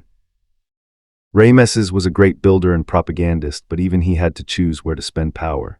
A pharaoh could carve victory forever, but an army had to be fed in real time. In Hatti, another political drama changed the path toward peace. After Mu'tali II, the Hittite throne passed to his son Urhiteshub, who ruled as Mursili III, but his uncle Hattusili, an experienced and powerful royal figure, challenged him. Hattusili had held important authority, especially in the north, where he defended Hittite lands against the Casca. He was not a weak court noble. He was a man of military experience, political influence, and royal blood. Eventually, he overthrew his nephew and took the throne as Hattusili III. This was a dangerous kind of kingship. A ruler who takes power from a relative must justify himself carefully. He cannot simply say, "I wanted the throne." He must say the gods favored him. He must say the previous king failed. He must say order required his rise. And he must seek recognition from other great kings. That need for legitimacy helped make peace with Egypt valuable. If Ramesses II, the mighty pharaoh, recognized Hattusili III as the great king of Hatti, then Hattusili's position became stronger. International recognition mattered. In the late Bronze Age, kingship was not only domestic. Great kings watched one another. They exchanged letters, gifts, daughters, complaints, and titles. To be treated as a brother by Egypt was not empty politeness. It was proof that one belonged among the highest powers of the world. Hattusili III's queen, Pujuhepa, was one of the remarkable figures of this diplomatic age. She was not merely a silent royal wife standing behind a throne. She was active in religion, correspondence, and international politics. Her letters and role show that Hittite queens could carry serious authority. Pujuhepa came from a priestly background in Kizzuwatna, a region deeply influenced by Hurrian culture, and her religious and political importance shaped Hittite royal life. In diplomacy with Egypt, she corresponded with the Egyptian queen and helped maintain the relationship between the courts. Through her, we see that peace was not made only by warriors who once fought with chariots. It was maintained by royal households, marriages, letters, gifts, and the patient work of courtly communication. The peace treaty between Ramesses II and Hattusili III, made around 1259 BC, is one of the most famous agreements in ancient history. It survives in Egyptian versions carved on temple walls and in Akkadian on a clay tablet from Hattusa. That alone is powerful. The same agreement exists in the monumental language of Egypt and the diplomatic tablet culture of Hatti. Stone and clay, Nile and Anatolia, pharaoh and great king, two ancient superpowers after years of rivalry, choosing not to destroy each other but to formalize peace. The treaty did not speak like a modern peace agreement in every way, but its basic meaning is clear. Egypt and Hatti agreed to peace, mutual recognition, and alliance. They promised not to attack each other. They pledged support if another enemy threatened. They addressed fugitives and extradition. They invoked gods as witnesses. It was not only a political document, it was sacred. The gods of both lands were called to watch over the agreement. If either side broke it, divine punishment could follow. The treaty placed peace under heaven's eyes. Imagine the moment the treaty was received in Egypt. A Hittite delegation arrives bearing a tablet, perhaps with gifts, perhaps under careful escort. Egyptian officials receive it. Scribes examine it. Translators read its Akkadian diplomatic language. The message is not from a defeated servant. It is from another great king. Ramesses must decide how to present this to his own world. He has spent years showing himself as victorious at Kadesh. Now he makes peace with the same power he claimed to have overcome. But royal propaganda is flexible. Peace can also be victory if it is framed properly. Pharaoh can say the Hittites came seeking peace because they feared his strength. Hattusili can say Egypt recognized him and accepted Hatti as equal. Both courts can turn compromise into prestige. That is the beauty and danger of diplomacy. The same treaty can mean different things to each side as long as the peace holds. For the people of Syria, the treaty may have felt less glorious and more practical. After generations of pressure between Hatti and Egypt, a formal peace meant the borderlands might finally breathe. Vassal rulers could stop guessing whether the next season would bring Egyptian chariots or Hittite demands. Merchants could hope for safer routes. Cities might rebuild confidence. Diplomats still had to be careful, but the risk of direct war between the giants declined. Peace between great powers often matters most to the smaller peoples trapped between them. Yet this peace was not based on sentimental friendship. It was based on balance. Egypt and Hatti had fought enough to understand limits. Hatti needed security against Assyria and internal threats. Egypt needed stability and prestige. Hattusa needed legitimacy. Ramesses needed to preserve honor without endless, costly war. The treaty served everyone because the alternative had become unattractive. That is often how durable peace is made, not when enemies suddenly forget their grievances, but when both recognize that continuing conflict weakens them more than agreement. The treaty also reveals the maturity of the late Bronze Age international system. These were not simple warrior chiefs grunting across borders. These were literate states with diplomatic traditions, archives, translators, envoys, legal formulas, royal titles, and sacred witnesses. They understood treaties, extradition, alliance obligations, and dynastic marriage. They could fight one of history's greatest chariot battles and then produce one of history's earliest famous peace agreements. The same age that would later collapse in fire had also created remarkable tools for order. And then came marriage diplomacy. Years after the treaty, Ramesses II married a Hittite princess, daughter of Hattusa III and Pujuhepa. This was not romance in the modern sense, it was politics made flesh. A royal daughter crossing from Hatti to Egypt carried the peace inside her body and status. Her marriage joined courts symbolically. It told the world that the enemies of Kadesh had become royal kin. For Ramesses, receiving a Hittite princess added prestige to his reign.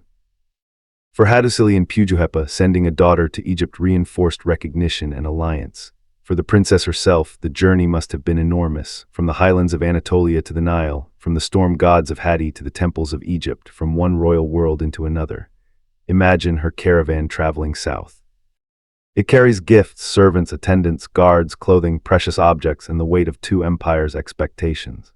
The roads are long, languages change, landscapes change. The Anatolian highlands give way to Syria, then the routes toward Egypt. At every stop, local rulers understand the meaning. This is not only a princess, this is peace moving across the map. When she reaches Egypt, ceremonies receive her. Her name is changed into an Egyptian royal form. She becomes part of Ramesses' court. The old enemy's daughter now lives beneath Pharaoh's roof. There is something deeply human in this. Men who once sent chariots against each other now send daughters, letters, gifts, and greetings. The world of Bronze Age kings could be brutal, but it could also be sophisticated enough to turn battlefield rivalry into family diplomacy. Of course, the princess did not choose the geopolitical role history gave her. Royal women often carried peace at personal cost. Their marriages were symbols, but they were also lives uprooted. The correspondence between the courts could be warm in form but tense in detail. Gifts mattered, titles mattered, delays mattered. If a gift seemed too small, it could offend. If a message used the wrong tone, it could irritate. If a royal daughter was not treated with proper honor, it could create anxiety. Diplomacy is full of small details because small details reveal status. Great kings were always measuring one another. Even peace was competitive. Pujuhepa's letters show a queen engaged in this delicate world. She wrote with dignity, religious authority, and political intelligence. Her presence reminds us that the Hittite Empire was not only a war machine of kings and chariots. It was a court culture where queens, scribes, priests, envoys, and daughters all shaped international relations. A treaty might be signed by kings, but peace had to be maintained by households. For Hattusa III, peace with Egypt strengthened his rule, but he still faced threats. Assyria was rising, the eastern balance was changing, Hittite control over vassals required constant attention. Western Anatolia remained complex, the Casca in the north remained troublesome. The empire's great strength could never become complete rest. Hatti had achieved recognition from Egypt, but recognition did not remove the empire's structural pressures. The treaty was a triumph, but not a cure for everything. For Ramesses II, the treaty and marriage helped close the Syrian conflict without admitting weakness. He could continue building monuments, ruling for an exceptionally long reign, and presenting himself as one of Egypt's greatest pharaohs. His temples at Abu Simbel, the Ramesseum, Ramesses, and other monumental works proclaimed power on an immense scale. Ramesses was a master of image. He filled Egypt with himself. The peace with Hatti did not damage his legend because he absorbed it into his image of greatness. A lesser king might need conquest alone. Ramesses could make even diplomacy look like dominance. But if we step back, we see something more fragile. The treaty between Egypt and Hatti may look like a high point of civilization, and in many ways it was. Yet it came not long before the wider world began to shake. The The same system that produced this elegant diplomacy would soon face drought, famine, migration, internal unrest, attacks, and trade disruption. Hatti and Egypt made peace, but peace between two great powers could not stop every pressure gathering around them. It could not prevent the eventual collapse of the Hittite Empire. It could not save Ugarit. It could not preserve the Mycenaean palaces. It could not hold the entire Bronze Age together. That is one of the tragic ironies of the Hittite-Egyptian treaty. It proves how advanced the Bronze Age world had become just before that world unraveled. The kings had learned to write peace. They had learned to recognize limits. They had learned to bind states by oath and gods. They had learned to turn daughters into alliances and enemies into brothers. But even such sophistication could not overcome systemic fragility. A treaty can stop a war between two kings. It cannot make rain fall. It cannot guarantee tin roots. It cannot prevent every rebellion. It cannot stop hungry peoples from moving. It cannot keep every vassal loyal when the center weakens. It cannot save a network if too many threads snap. Still, for a time, the peace worked. Egypt and Hatti did not continue the same great war. The two courts exchanged messages. The royal marriage took place. The border between their spheres stabilized. In an age often remembered for collapse, this agreement stands as evidence that ancient states were capable of reason, negotiation, and long-term calculation. The Hittites were not forgotten barbarians. They were diplomats of the highest order. Egypt was not only monumental pride, it was also pragmatic statecraft. Together, they produced a document that still speaks across more than 3,000 years. Picture the treaty tablet in Hattusa, clay-shaped, inscribed, and stored in an archive. It is not beautiful like gold, but it is powerful. Its signs carry the promise of two empires. Somewhere in Egypt, the treaty is carved into temple walls, made part of Pharaoh's eternal record. In one land, clay. In another, stone. In both, the same idea: let there be peace between Hatti and Egypt. Now picture the gods called as witnesses: the storm god of Hatti, the sun goddess of Arana, the gods of Egypt, mountains, rivers, heavens, and earth. To the Bronze Age mind, peace was not only human convenience, it was watched by cosmic powers. Breaking the treaty risked not only war, but divine punishment. The kings had made their agreement part of the sacred order. In that sense, the treaty was meant to be stronger than human memory. It was meant to be held by the gods themselves. And yet the gods of treaties could not stop time. Generations pass, Ramesses grows older, Hattusa ages, Pujuhepa continues her royal role, new princes wait, new threats rise, Assyria grows more dangerous. Climate and food pressures may increase. Vassals calculate. The old kings who made the treaty will one day die, and their successors will inherit not only peace but problems. Every treaty is a bridge, but a bridge must be maintained. The world beneath it keeps moving. The Hittite Empire after the treaty remained powerful, but shadows were lengthening.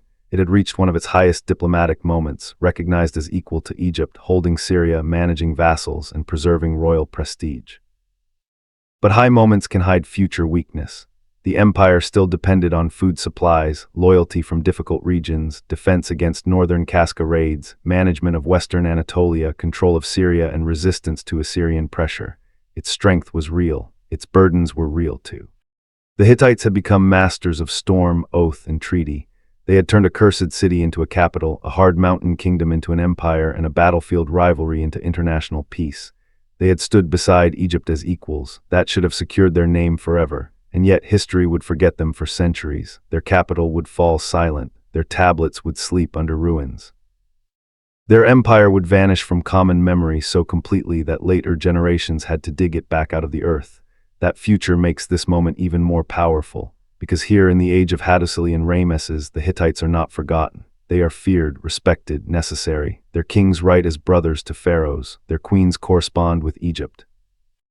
Their princess enters Pharaoh's household. Their treaty becomes one of the great monuments of diplomacy. They stand at the center of the world. As night falls over Hattusa, imagine a royal messenger entering the archive with a treaty copy. The tablet is placed among documents of empire, vassal oaths, rituals, royal edicts, prayers, legal texts, letters from distant lands. Outside, the highland wind moves against the walls. In a temple, offerings rise to the gods who witness the peace. In the palace, officials speak of Egypt, Assyria, Syria, and the future. The king has gained recognition. The queen has strengthened diplomacy. The old enemy has become a brother. Far away, along the Nile, Egyptian priests and scribes prepare the treaty for Pharaoh's monuments. Ramesses will not let peace look like weakness. He will make it part of his greatness. The Hittites will not let peace look like submission. They will make it proof of equality. Between them, Syria exhales. For a moment, the Bronze Age world seems wise enough to survive. The chariots have quieted, the tablets have spoken, the kings have sworn, but beyond the borders, beyond the treaty lines, beyond the temples and archives, the first deeper cracks of the age are waiting.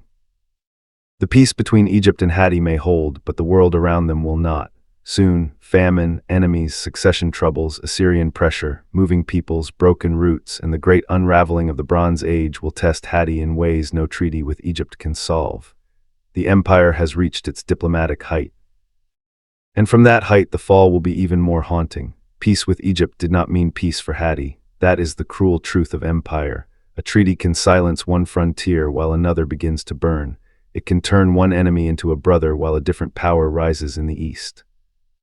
It can bring royal marriages, gifts, and beautiful words between courts, but it cannot make harvests reliable. It cannot make vassals loyal forever. It cannot stop ambitious kings beyond the border, and it cannot keep the mountains quiet. After the great treaty with Ramesses II, the Hittites stood at one of the highest points of their history. They had fought Egypt and survived. They had held Syria. They had gained recognition as equals. Their queen Pujuhepa corresponded with Egyptian royalty. Their princess entered Pharaoh's household. Their gods had witnessed peace between two superpowers. On the surface, the empire looked secure. But beneath the surface, Hatti was beginning to feel the weight that had always haunted it. Too many lands, too many enemies, too many obligations, and a world that was slowly becoming harder to hold together. The Hittite Empire was strong, but it was never simple. It did not sit comfortably on one great river like Egypt. It stretched over difficult terrain, through Anatolian highlands, border zones, vassal kingdoms, Syrian cities, and contested roads.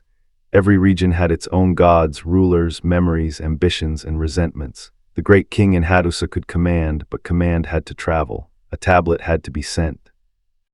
A messenger had to cross dangerous roads, a vassal had to obey, an army had to be supplied, a local ruler had to believe rebellion was too costly, a god had to be honored, a treaty had to be renewed. The empire existed because these things continued to work, but when several of them began to fail at once, the whole structure became vulnerable. One of the greatest new pressures came from Assyria. In the earlier balance of the late Bronze Age, Egypt and Hatti had been the two great rivals in the Western Near Eastern world. But Assyria was rising, and Assyria was different. It was hard, ambitious, militarized, and increasingly dangerous. To the Hittites, Assyria threatened the eastern side of their world, especially influence over northern Mesopotamia and Syria. This mattered because Syria was not just a trophy region. It was wealth, trade, vassalage, roads, prestige, and defense. If Assyria pushed westward, Hatti could not focus only on Egypt or Anatolia. It had to defend against a new imperial competitor. Assyria's rise changed the emotional map. A Hittite king could make peace with Egypt and still wake at night thinking of the east. A treaty with Ramesses did not stop Assyrian kings from expanding. It did not protect every vassal. It did not prevent pressure on the roots that held the empire together. And as Assyria grew stronger, Hittite rulers had to calculate constantly. Could they afford another war? Could they trust their Syrian vassals? Could they hold Carchemish and the lands around it? Could they keep enough troops near the east without leaving the north open to the Casca or the west open to rebellion? Every decision had a cost. Imagine the royal court in Hattusa after news arrives from the east. A messenger has traveled hard for days. His horse is exhausted, dust clings to his clothing. He enters before officials and delivers news of Assyrian movement, pressure, or threat. The king listens. Around him stand commanders, scribes, priests, and advisors. The treaty with Egypt is secure, but that only means one door is locked. Another is opening. Maps are discussed. Vassal letters are read. Troop movements are considered. Rituals may be required. If the king moves forces east, what happens in the north? If he delays, what happens to Syria?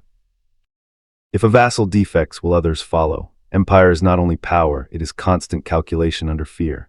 At the same time, the north remained a wound. The Casca people living in the regions north of Hattusa had long been one of Hatti's most stubborn enemies. They were not a great empire like Egypt or Assyria, but they were dangerous because they were close, persistent, and difficult to control. They raided, resisted, and threatened Hittite heartland areas again and again. Earlier kings had fought them repeatedly. Hattusa III himself had gained military importance partly through defending northern regions. The Casca were a reminder that even the heartland was never fully safe. Hattusa might be a strong capital, but strength did not erase geography. The mountains and forests could shelter enemies who did not obey the neat lines of imperial treaties. The west was also complicated. Western Anatolia was full of shifting powers, local rulers, and regions that did not always submit easily. Names like Arzawa, Lucca, Wilusa, and others appear in the Hittite world as part of a difficult western frontier. Some of these lands were tied to later Greek memories or debated connections with Troy and the Aegean. The exact details are complex, but the bigger picture is clear. The Hittite West was not calm. It required attention, diplomacy, intimidation, and sometimes campaigns. A king who looked too long eastward might find the West stirring. A king who campaigned west might leave Syria exposed. A king who stayed in Hattusa might appear weak everywhere. This is the curse of a large empire in a dangerous age. Every border believes it is the most important border. Every governor wants troops. Every vassal asks for support. Every enemy waits for distraction. Every crisis claims urgency. The center must choose, and every choice leaves someone dissatisfied. Then there was food. We cannot understand the weakening of the Hittites without remembering that empires eat, armies eat, cities eat. Palace workers eat, temple personnel eat, horses eat, messengers eat, craftsmen eat, refugees eat. A state may speak in the language of gods and kings, but its survival depends on grain. The Hittite heartland was more vulnerable than Egypt's Nile Valley. Egypt could rely on the river's regular agricultural foundation in a way Hatti could not. Anatolia's climate and terrain made food supply more uncertain, and in difficult years, the Hittite state had to manage shortages carefully. There are signs from the Hittite world that grain shipments and food concerns became important. A request for grain in an ancient text is not just an economic detail, it is the sound of pressure. If Hatti needed grain from outside, then shortages were already touching state policy. If shipments were delayed, diverted, or attacked, the consequences could move through the whole system. A hungry capital is dangerous. A hungry army cannot fight well. A hungry vassal may rebel. A hungry population may flee, steal, or lose faith in the king. Imagine a grain official in Hattusa during a bad year. The storehouses are not empty yet, but they are lower than expected. Reports from provinces are uneven. Some areas send less than promised. A shipment from a vassal is delayed. The army still requires supplies. Ritual festivals still require offerings. Workers expect rations. The palace cannot simply announce weakness. It must maintain the image of order, but the official sees the numbers. He knows the difference between confidence and reality. He knows how long stores will last if shipments do not arrive. He sends reports upward, carefully worded, because bad news in a palace can be dangerous. Now imagine the villagers. They do not care about imperial balance, Assyria, Egypt, or treaty prestige when the grain basket is low. They care about winter, they care about children, they care about animals. If palace officials arrive demanding the usual share in an unusual year, resentment grows. In good times, the king's demands may feel heavy but manageable. In bad times, they feel like robbery. And if the king cannot protect the village from raiders, cannot guarantee food, cannot keep roads safe, then the old question appears: why obey? This question is poison to empire. The Hittite system had always relied on oaths, vassals, rituals, military strength, and royal legitimacy. But legitimacy has to be renewed. Every harvest, every campaign, every festival, every succession, every crisis either strengthens or weakens the belief that the king stands between the land and chaos. If famine comes, if plague returns, if enemies raid, if vassals rebel, if trade falters, the king must explain and respond. The Hittites had rituals for angered gods, but rituals could not fill every empty stomach. They had treaties for loyalty, but treaties could not stop every desperate ruler from changing sides. They had walls around Hattusa, but walls could not hold the empire together if the countryside fractured. The royal house also remained a source of tension. Hattusili III had taken the throne from his nephew, and although he worked hard to legitimize his rule, succession issues did not vanish from Hittite history. His son Tudhaliya IV inherited a great empire, but one already carrying heavy burdens. Tudhaliya was a significant ruler, connected with major building and religious activity, including the great sanctuary at Yazilikaya near Hattusa. Yazilikaya, with its rock reliefs of gods moving in procession, gives us a powerful image of late Hittite religious and royal ideology. It is as if the empire, under pressure, carved its divine order into the living rock. Picture Yazilikaya, a natural rock sanctuary near the capital. Stone walls opening into sacred space. Reliefs of gods carved in procession, divine figures moving in eternal order. The storm god, the sun goddess, Hurrian-influenced deities, sacred names, royal presence. It is not only art, it is theology in stone. It says the gods are ordered. The king belongs within their order. Hatti is protected by cosmic structure. The world may be difficult, but the divine procession continues. In a time of pressure, such imagery matters. It is a statement against chaos, but stone can declare order even while history moves toward disorder.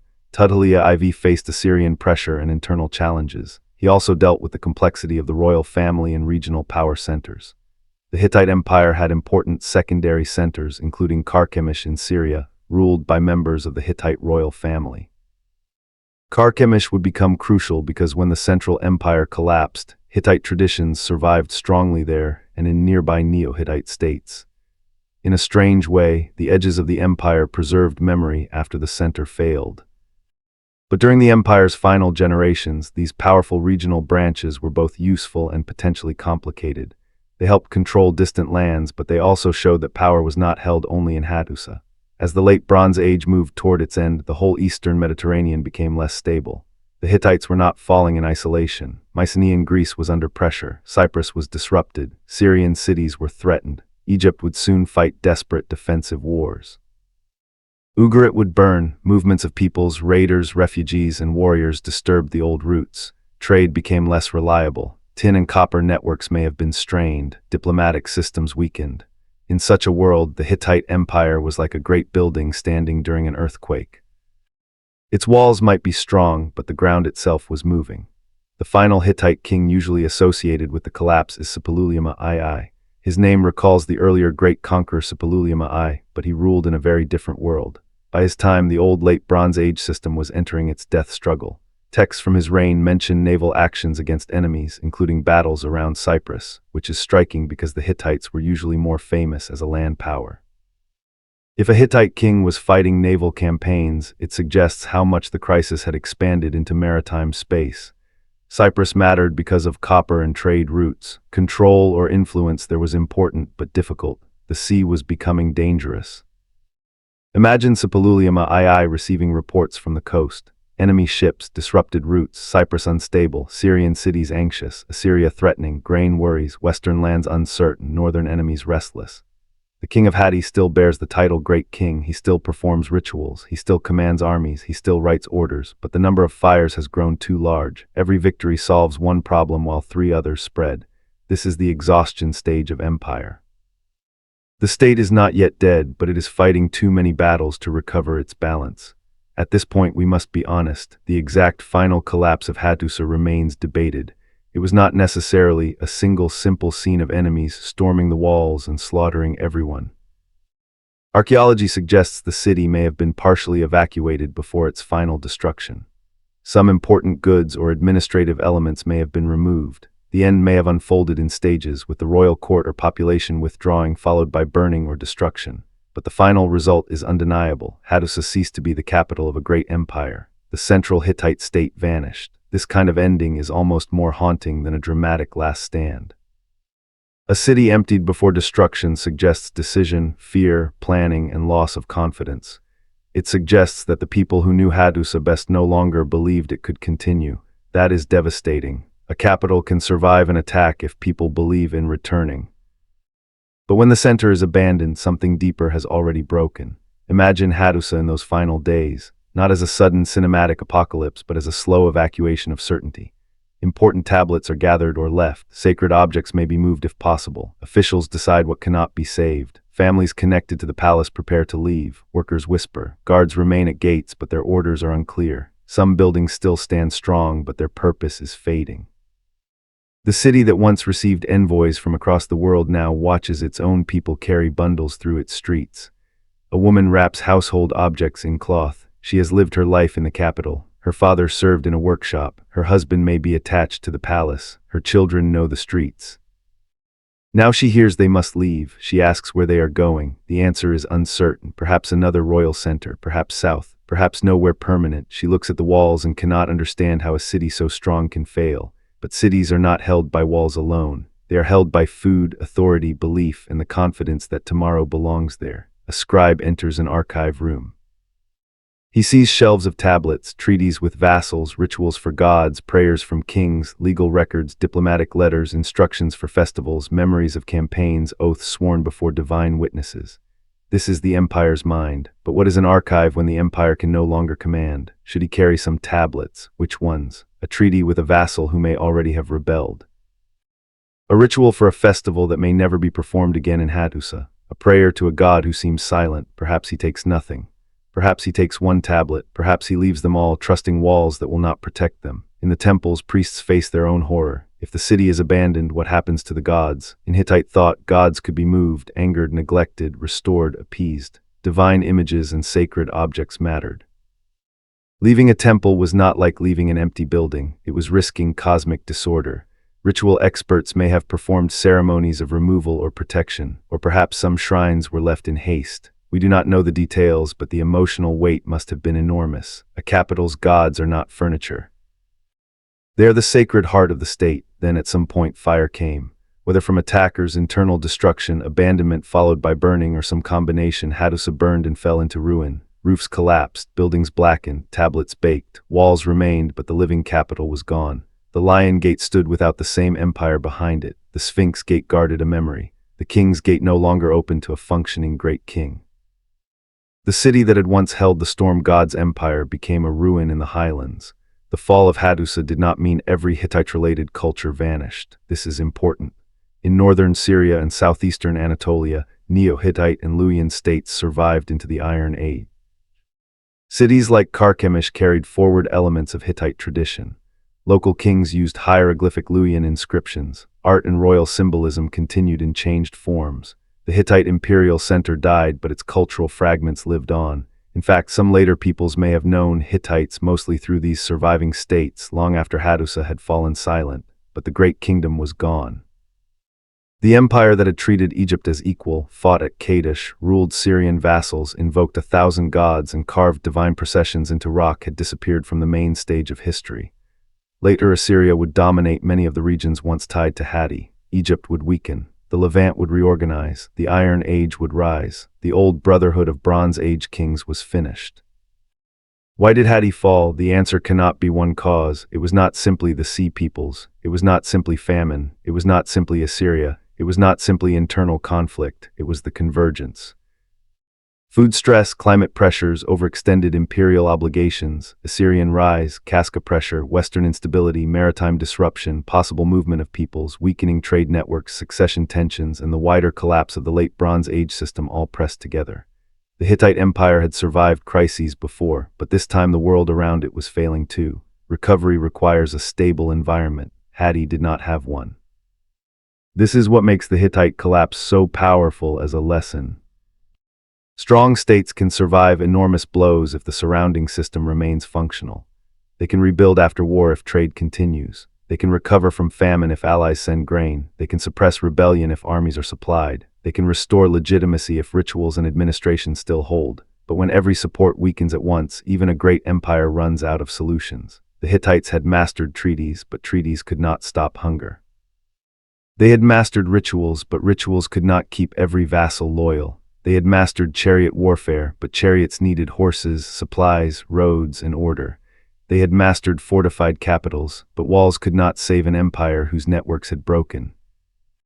They had gathered 1,000 gods, but even 1,000 gods could not preserve the Bronze Age forever.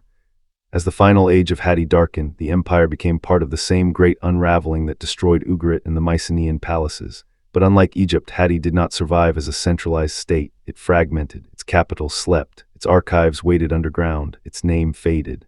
The Storm Empire became a memory no one fully remembered.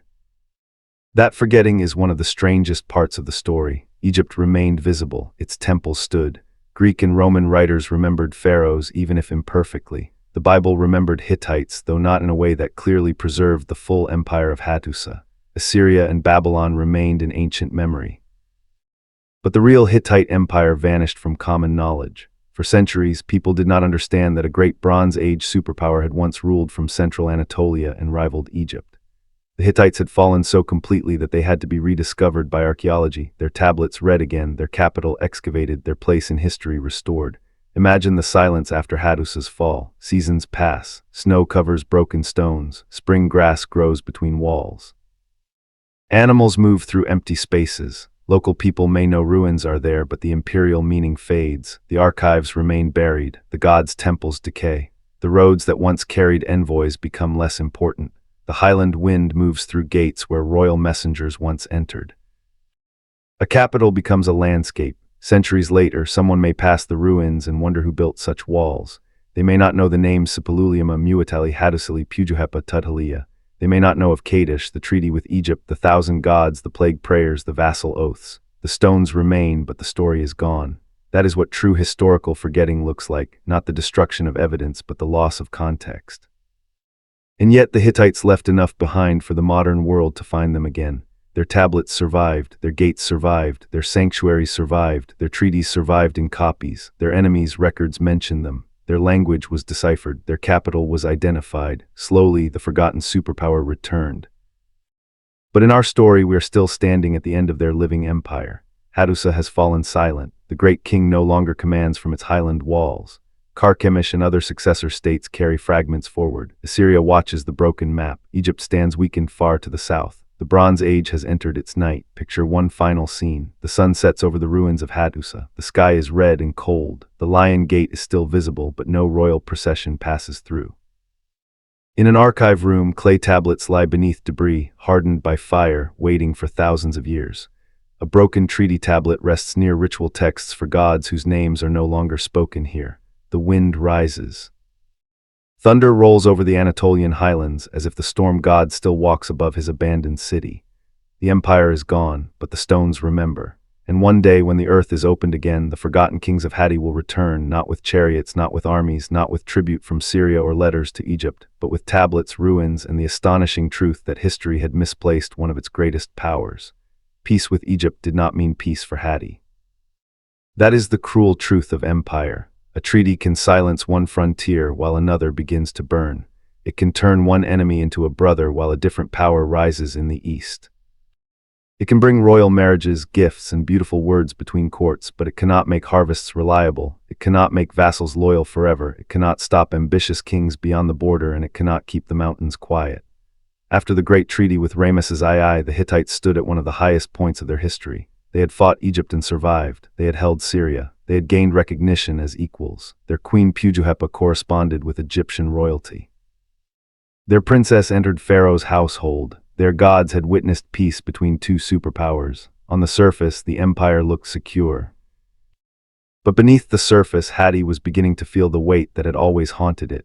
Too many lands, too many enemies, too many obligations, and a world that was slowly becoming harder to hold together. The Hittite Empire was strong, but it was never simple. It did not sit comfortably on one great river like Egypt. It stretched over difficult terrain, through Anatolian highlands, border zones, vassal kingdoms, Syrian cities, and contested roads.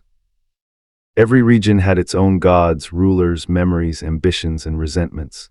The great king in Hattusa could command, but command had to travel. A tablet had to be sent. A messenger had to cross dangerous roads. A vassal had to obey. An army had to be supplied. A local ruler had to believe rebellion was too costly. A god had to be honored. A treaty had to be renewed. The empire existed because these things continued to work. But when several of them began to fail at once, the whole structure became vulnerable. One of the greatest new pressures came from Assyria. In the earlier balance of the late Bronze Age, Egypt and Hatti had been the two great rivals in the Western Near Eastern world. But Assyria was rising, and Assyria was different. It was hard, ambitious, militarized, and increasingly dangerous. To the Hittites, Assyria threatened the eastern side of their world, especially influence over northern Mesopotamia and Syria. This mattered because Syria was not just a trophy region. It was wealth, trade, vassalage, roads, prestige, and defense. If Assyria pushed westward, Hatti could not focus only on Egypt or Anatolia.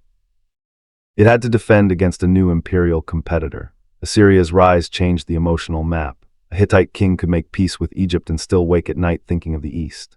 A treaty with Ramesses did not stop Assyrian kings from expanding. It did not protect every vassal. It did not prevent pressure on the roots that held the empire together. And as Assyria grew stronger, Hittite rulers had to calculate constantly. Could they afford another war? Could they trust their Syrian vassals? Could they hold Carchemish and the lands around it? Could they keep enough troops near the east without leaving the north open to the Casca or the west open to rebellion? Every decision had a cost. Imagine the royal court in Hattusa after news arrives from the east. A messenger has traveled hard for days. His horse is exhausted. Dust clings to his clothing. He enters before officials and delivers news of Assyrian movement, pressure, or threat. The king listens. Around him stand commanders, scribes, priests, and advisors. The treaty with Egypt is secure, but that only means one door is locked, another is opening, maps are discussed, vassal letters are read, troop movements are considered, rituals may be required. If the king moves forces east, what happens in the north? If he delays, what happens to Syria? If a vassal defects, will others follow? Empire is not only power, it is constant calculation under fear. At the same time, the north remained a wound. The Kaska people living in the regions north of Hattusa had long been one of Hattie's most stubborn enemies. They were not a great empire like Egypt or Assyria, but they were dangerous because they were close, persistent, and difficult to control. They raided, resisted, and threatened Hittite heartland areas again and again. Earlier kings had fought them repeatedly. Hattusa III himself had gained military importance partly through defending northern regions. The Kaska were a reminder that even the heartland was never fully safe. Hattusa might be a strong capital, but strength did not erase geography. The mountains and forests could shelter enemies who did not obey the neat lines of imperial treaties. The west was also complicated. Western Anatolia was full of shifting powers, local rulers, and regions that did not always submit easily. Names like Arzawa, Lucca, Wilusa, and others appear in the Hittite world as part of a difficult western frontier.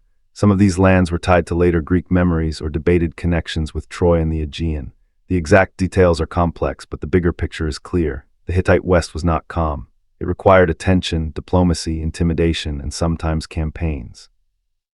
A king who looked too long eastward might find the West stirring. A king who campaigned west might leave Syria exposed. A king who stayed in Hattusa might appear weak everywhere. This is the curse of a large empire in a dangerous age. Every border believes it is the most important border.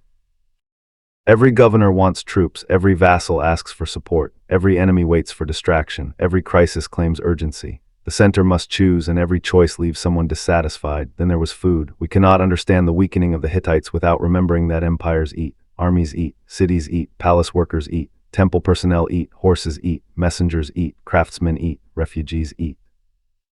A state may speak in the language of gods and kings, but its survival depends on grain. The Hittite heartland was more vulnerable than Egypt's Nile Valley. Egypt could rely on the river's regular agricultural foundation in a way Hattie could not. Anatolia's climate and terrain made food supply more uncertain, and in difficult years, the Hittite state had to manage shortages carefully. There are signs from the Hittite world that grain shipments and food concerns became important. A request for grain in an ancient text is not just an economic detail, it is the sound of pressure. If Hattie needed grain from outside, then shortages were already touching state policy.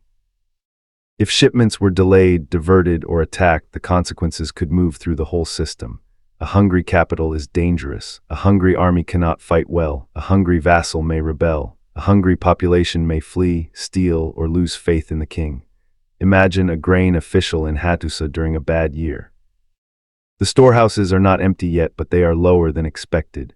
Reports from provinces are uneven. Some areas send less than promised. A shipment from a vassal is delayed. The army still requires supplies. Ritual festivals still require offerings. Workers expect rations. The palace cannot simply announce weakness. It must maintain the image of order. But the official sees the numbers. He knows the difference between confidence and reality. He knows how long stores will last if shipments do not arrive. He sends reports upward, carefully worded, because bad news in a palace can be dangerous. Now imagine the villagers. They do not care about imperial balance, Assyria, Egypt, or treaty prestige when the grain basket is low. They care about winter. They care about children. They care about animals. If palace officials arrive demanding the usual share in an unusual year, resentment grows. In good times, the king's demands may feel heavy but manageable. In bad times, they feel like robbery. And if the king cannot protect the village from raiders, cannot guarantee food, cannot keep roads safe, then the old question appears: why obey? This question is poison to empire. The Hittite system had always relied on oaths, vassals, rituals, military strength, and royal legitimacy. But legitimacy has to be renewed. Every harvest, every campaign, every festival, every succession, every crisis either strengthens or weakens the belief that the king stands between the land and chaos. If famine comes, if plague returns, if enemies raid, if vassals rebel, if trade falters, the king must explain and respond. The Hittites had rituals for angered gods, but rituals could not fill every empty stomach. They had treaties for loyalty, but treaties could not stop every desperate ruler from changing sides. They had walls around Hattusa, but walls could not hold the empire together if the countryside fractured. The royal house also remained a source of tension. Hattusa III had taken the throne from his nephew, and although he worked hard to legitimize his rule, succession issues did not vanish from Hittite history. His son Tudhaliya IV inherited a great empire, but one already carrying heavy burdens. Tudhaliya was a significant ruler, connected with major building and religious activity, including the great sanctuary at Yazilikaya near Hattusa.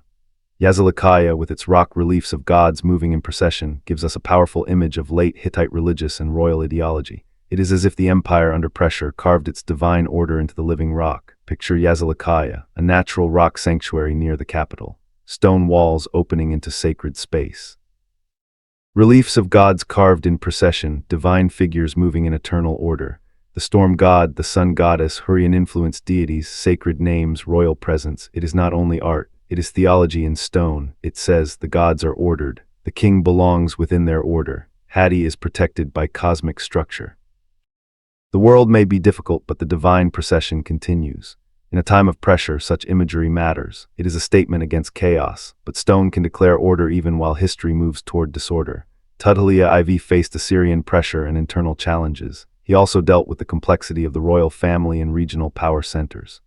The Hittite Empire had important secondary centers, including Carchemish in Syria, ruled by members of the Hittite royal family.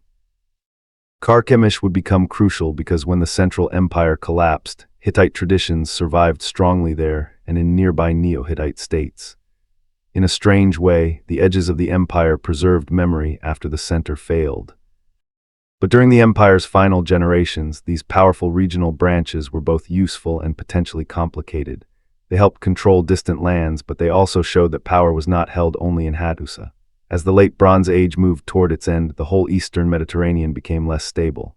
The Hittites were not falling in isolation. Mycenaean Greece was under pressure. Cyprus was disrupted. Syrian cities were threatened. Egypt would soon fight desperate defensive wars.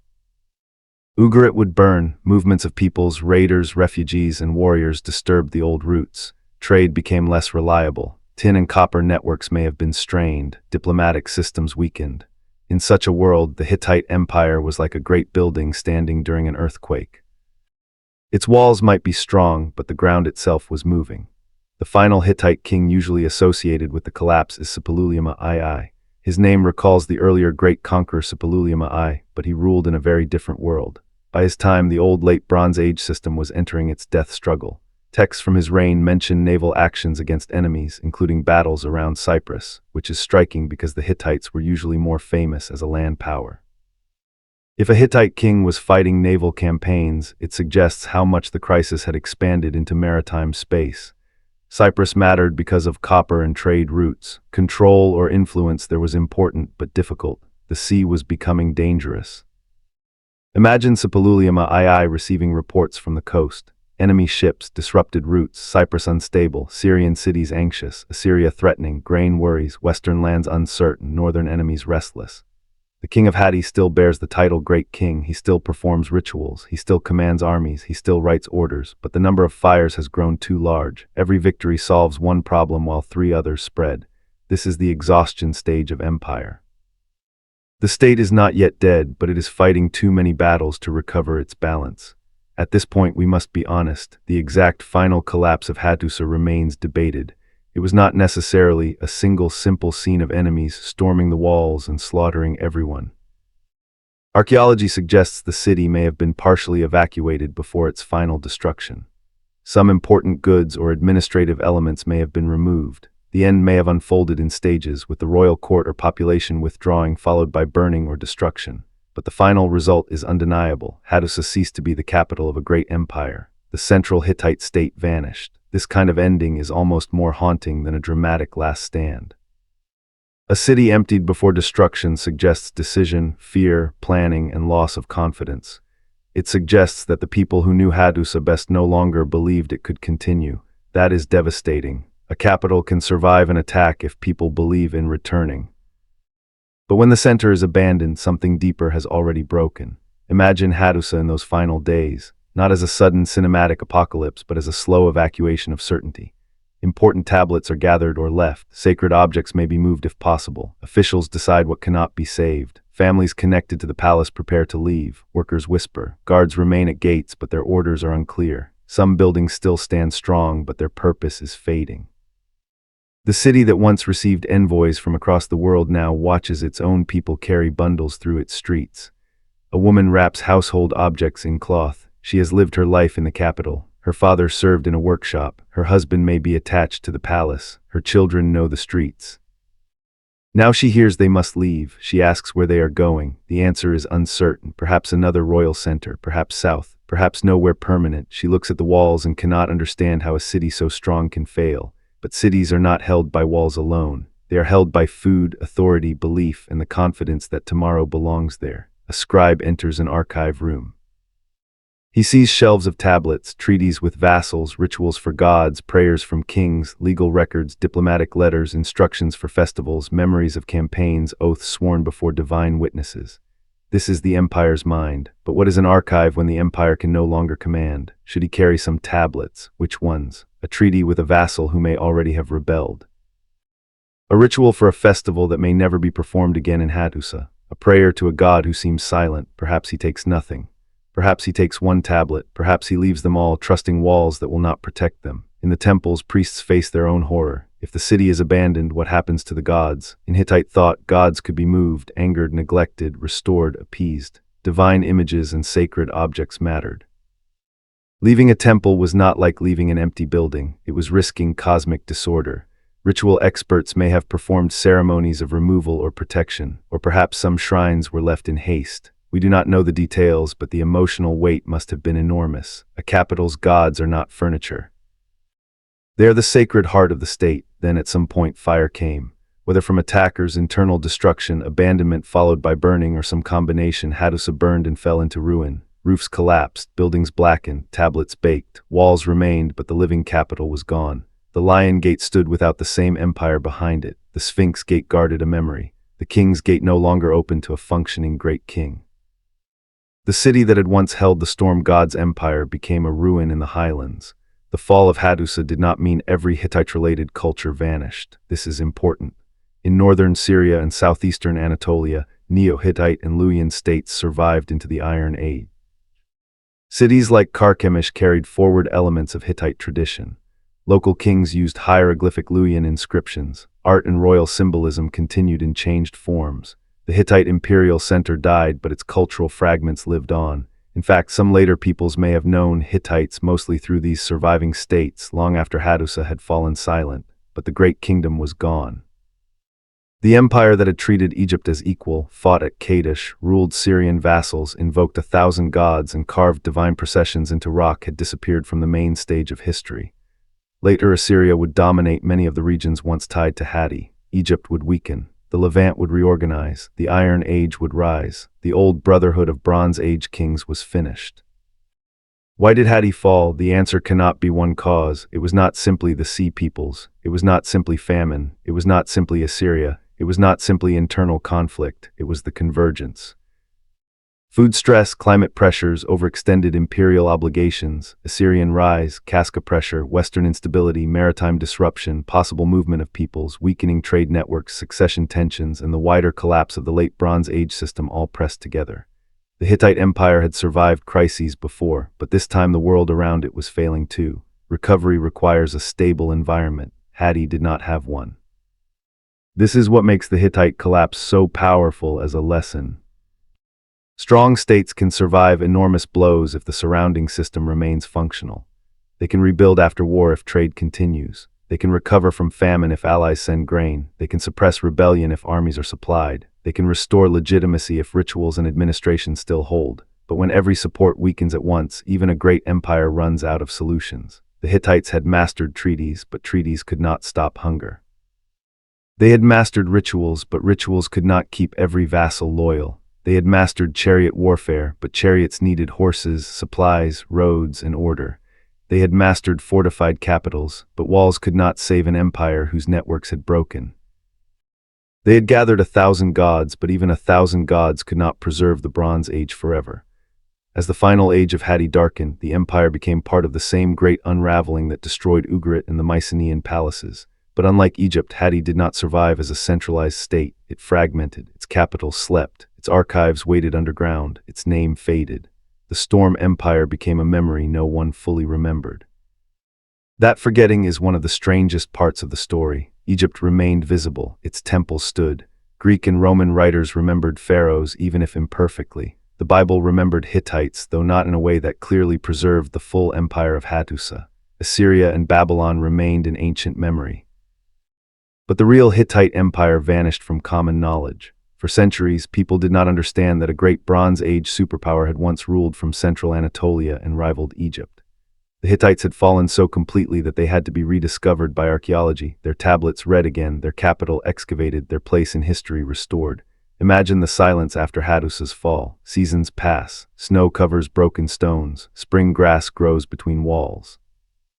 Animals move through empty spaces. Local people may know ruins are there, but the imperial meaning fades. The archives remain buried, the gods' temples decay. The roads that once carried envoys become less important.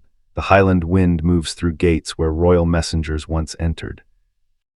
A capital becomes a landscape. Centuries later, someone may pass the ruins and wonder who built such walls. They may not know the names Sipaluliyama, Muatali, Hattusili, Pujuhepa, Tudhaliya. They may not know of Kadesh, the treaty with Egypt, the 1,000 gods, the plague prayers, the vassal oaths. The stones remain, but the story is gone. That is what true historical forgetting looks like, not the destruction of evidence, but the loss of context. And yet the Hittites left enough behind for the modern world to find them again. Their tablets survived, their gates survived, their sanctuaries survived, their treaties survived in copies, their enemies' records mention them, their language was deciphered, their capital was identified. Slowly, the forgotten superpower returned. But in our story, we are still standing at the end of their living empire. Hattusa has fallen silent. The great king no longer commands from its highland walls. Carchemish and other successor states carry fragments forward. Assyria watches the broken map. Egypt stands weakened far to the south. The Bronze Age has entered its night. Picture one final scene. The sun sets over the ruins of Hattusa. The sky is red and cold. The Lion Gate is still visible, but no royal procession passes through. In an archive room, clay tablets lie beneath debris, hardened by fire, waiting for thousands of years. A broken treaty tablet rests near ritual texts for gods whose names are no longer spoken here. The wind rises. Thunder rolls over the Anatolian highlands as if the storm god still walks above his abandoned city.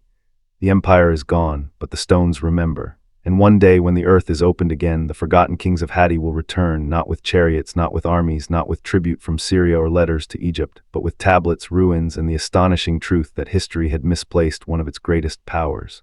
For centuries, the Hittites became ghosts. Not the kind of ghosts people feared in temples or whispered about beside fires, but a stranger kind, ghosts inside history itself. They had been real enough to challenge Egypt, real enough to sack Babylon, real enough to rule from Hattusa, real enough to write treaties, pray to gods, command armies, and shape the fate of Syria.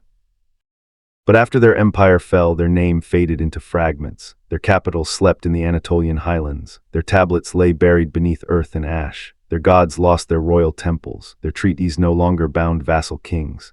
The storm god's empire disappeared so completely that later ages could walk across its ruins without understanding what had once stood there. This is one of the most haunting things that can happen to a civilization. Destruction is terrible, but being forgotten is different. A destroyed city can still remain famous. Troy burned, but its name lived in song.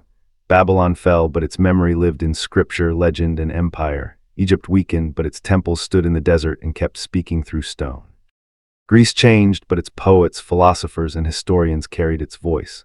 Rome fell in the west, but its roads, laws, language, and ruins remained everywhere. The Hittites had none of that same continuous fame. They had power, then silence. They had kings, then confusion. They had archives, then burial. Their empire became one of the great missing chapters of the ancient world. The world did not lose every trace of them. Small traces remained, scattered like broken pieces of a seal. The Bible mentioned Hittites, but those references did not clearly reveal the mighty empire of Hattusa that once rivaled Egypt. Ancient Near Eastern memories preserved names and shadows. Egyptian monuments showed the people of Hatti as enemies and treaty partners. Assyrian records later referred to lands and peoples connected to Hittite successor states, but the full picture was gone. No one in later classical tradition clearly said, there was once a great empire in central Anatolia with its capital at Hattusa, ruling from the mountains to Syria, fighting Egypt at Kadesh, and preserving thousands of tablets in cuneiform. That knowledge had to wait underground. In the lands that had once belonged to Hatti, life continued. This is important. The fall of the empire was not the disappearance of all people. Villages remained, local kingdoms rose, languages changed, cultures blended. In northern Syria and southern Anatolia, the Neo-Hittite states carried pieces of the Old World into the Iron Age. Cities like Carchemish became heirs of Hittite tradition in new forms. Rulers carved inscriptions in hieroglyphic Luwian. Art showed old Anatolian and Syrian styles mixing with new Iron Age political realities. These states were not the same as the old Great Kingdom, but they were its afterglow. The fire had gone out in Hattusa, but embers still burned along the edges. Carchemish was especially important. Under the empire, it had been ruled by a branch of the Hittite royal family and served as a crucial center for controlling Syria. After the Central Empire collapsed, Carchemish survived as a powerful successor state. It preserved memory, authority, and cultural forms from the Hittite world, but even Carchemish lived in a changed age. The old balance of Egypt and Hatti was gone. Assyria was rising. Smaller kingdoms had to survive in a harsher political environment. They could no longer rely on the great king of Hattusa. They had to become their own centers, negotiating with new threats and new powers.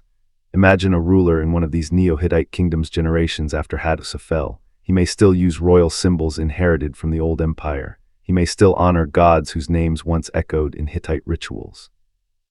He may still carve his authority into stone, presenting himself as legitimate, powerful, favored by the divine. But the world around him is different. Assyrian pressure grows, trade routes have changed, old imperial protections are gone. He rules not as a servant of Hattusa, but as a local king in a fragmented age. He carries the memory of Hatti without possessing its full strength. Over time, even these successor states were absorbed into larger powers. Assyria expanded with brutal force and administrative genius. It conquered, deported, reorganized, and dominated. The Neo-Hittite kingdoms became part of the Assyrian imperial world. Their local cultures did not vanish instantly, but their political independence ended. The old Hittite inheritance passed through another layer of conquest. Hatti became not a living empire, not even a set of strong successor kingdoms, but an ancient memory buried beneath Assyrian, Persian, Hellenistic, Roman, Byzantine, and later histories. The land itself kept the secret. Hattusa's walls still stood in broken form. Its gates still marked the landscape. Its ruins lay near Bagaskuri. Local people knew the stones, but not the full story. Travelers saw strange monuments and inscriptions. Scholars wondered, but without the language, without the archives understood, the city remained locked. It was like finding a sealed library in a language no one could read. The evidence was there, but the voice was missing. The rediscovery of the Hittites was not one sudden miracle. It was a slow awakening. In the 19th century, explorers, travelers, and scholars began noticing unusual monuments and inscriptions in Anatolia and Syria. These were not Egyptian. They were not Greek. They were not Assyrian in the usual way. Some inscriptions used strange hieroglyphic signs that did not match Egyptian hieroglyphs.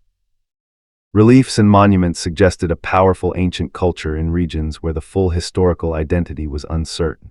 Scholars began to suspect that the Hittites mentioned in biblical and Egyptian sources might have been far more important than previously believed. Then archaeology began opening the earth. At Bagaskuri, excavations revealed the remains of Hattusa. Walls, gates, temples, royal structures, and most importantly, archives of clay tablets emerged. Thousands of tablets written in cuneiform were found.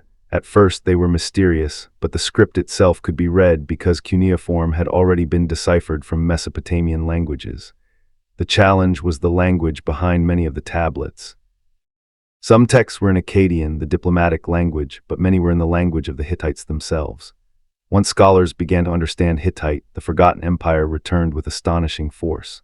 Imagine the moment a scholar realizes that these tablets are not random provincial documents. They are the archive of a great kingdom. They contain treaties, royal instructions, rituals, myths, letters, historical narratives, laws, prayers, and records of an empire that had stood beside Egypt. Each tablet is a door. One door opens onto a vassal treaty, another onto a prayer during plague, another onto a legal case, another onto a festival, another onto correspondence with foreign kings, another onto the treaty with Egypt. The silence begins to break. The decipherment of Hittite was one of the great achievements of ancient studies. It revealed that Hittite was an Indo-European language, astonishingly old and hugely important for linguistics. Suddenly, the Hittites mattered not only for political history, but for the history of language itself. They preserved one of the earliest written Indo-European languages known. Their tablets gave scholars insight into ancient grammar, vocabulary, and linguistic development.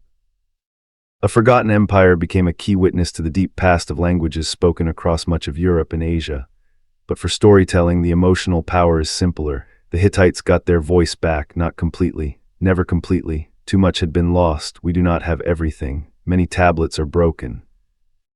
Many texts are formulaic. Many voices are royal or administrative rather than ordinary.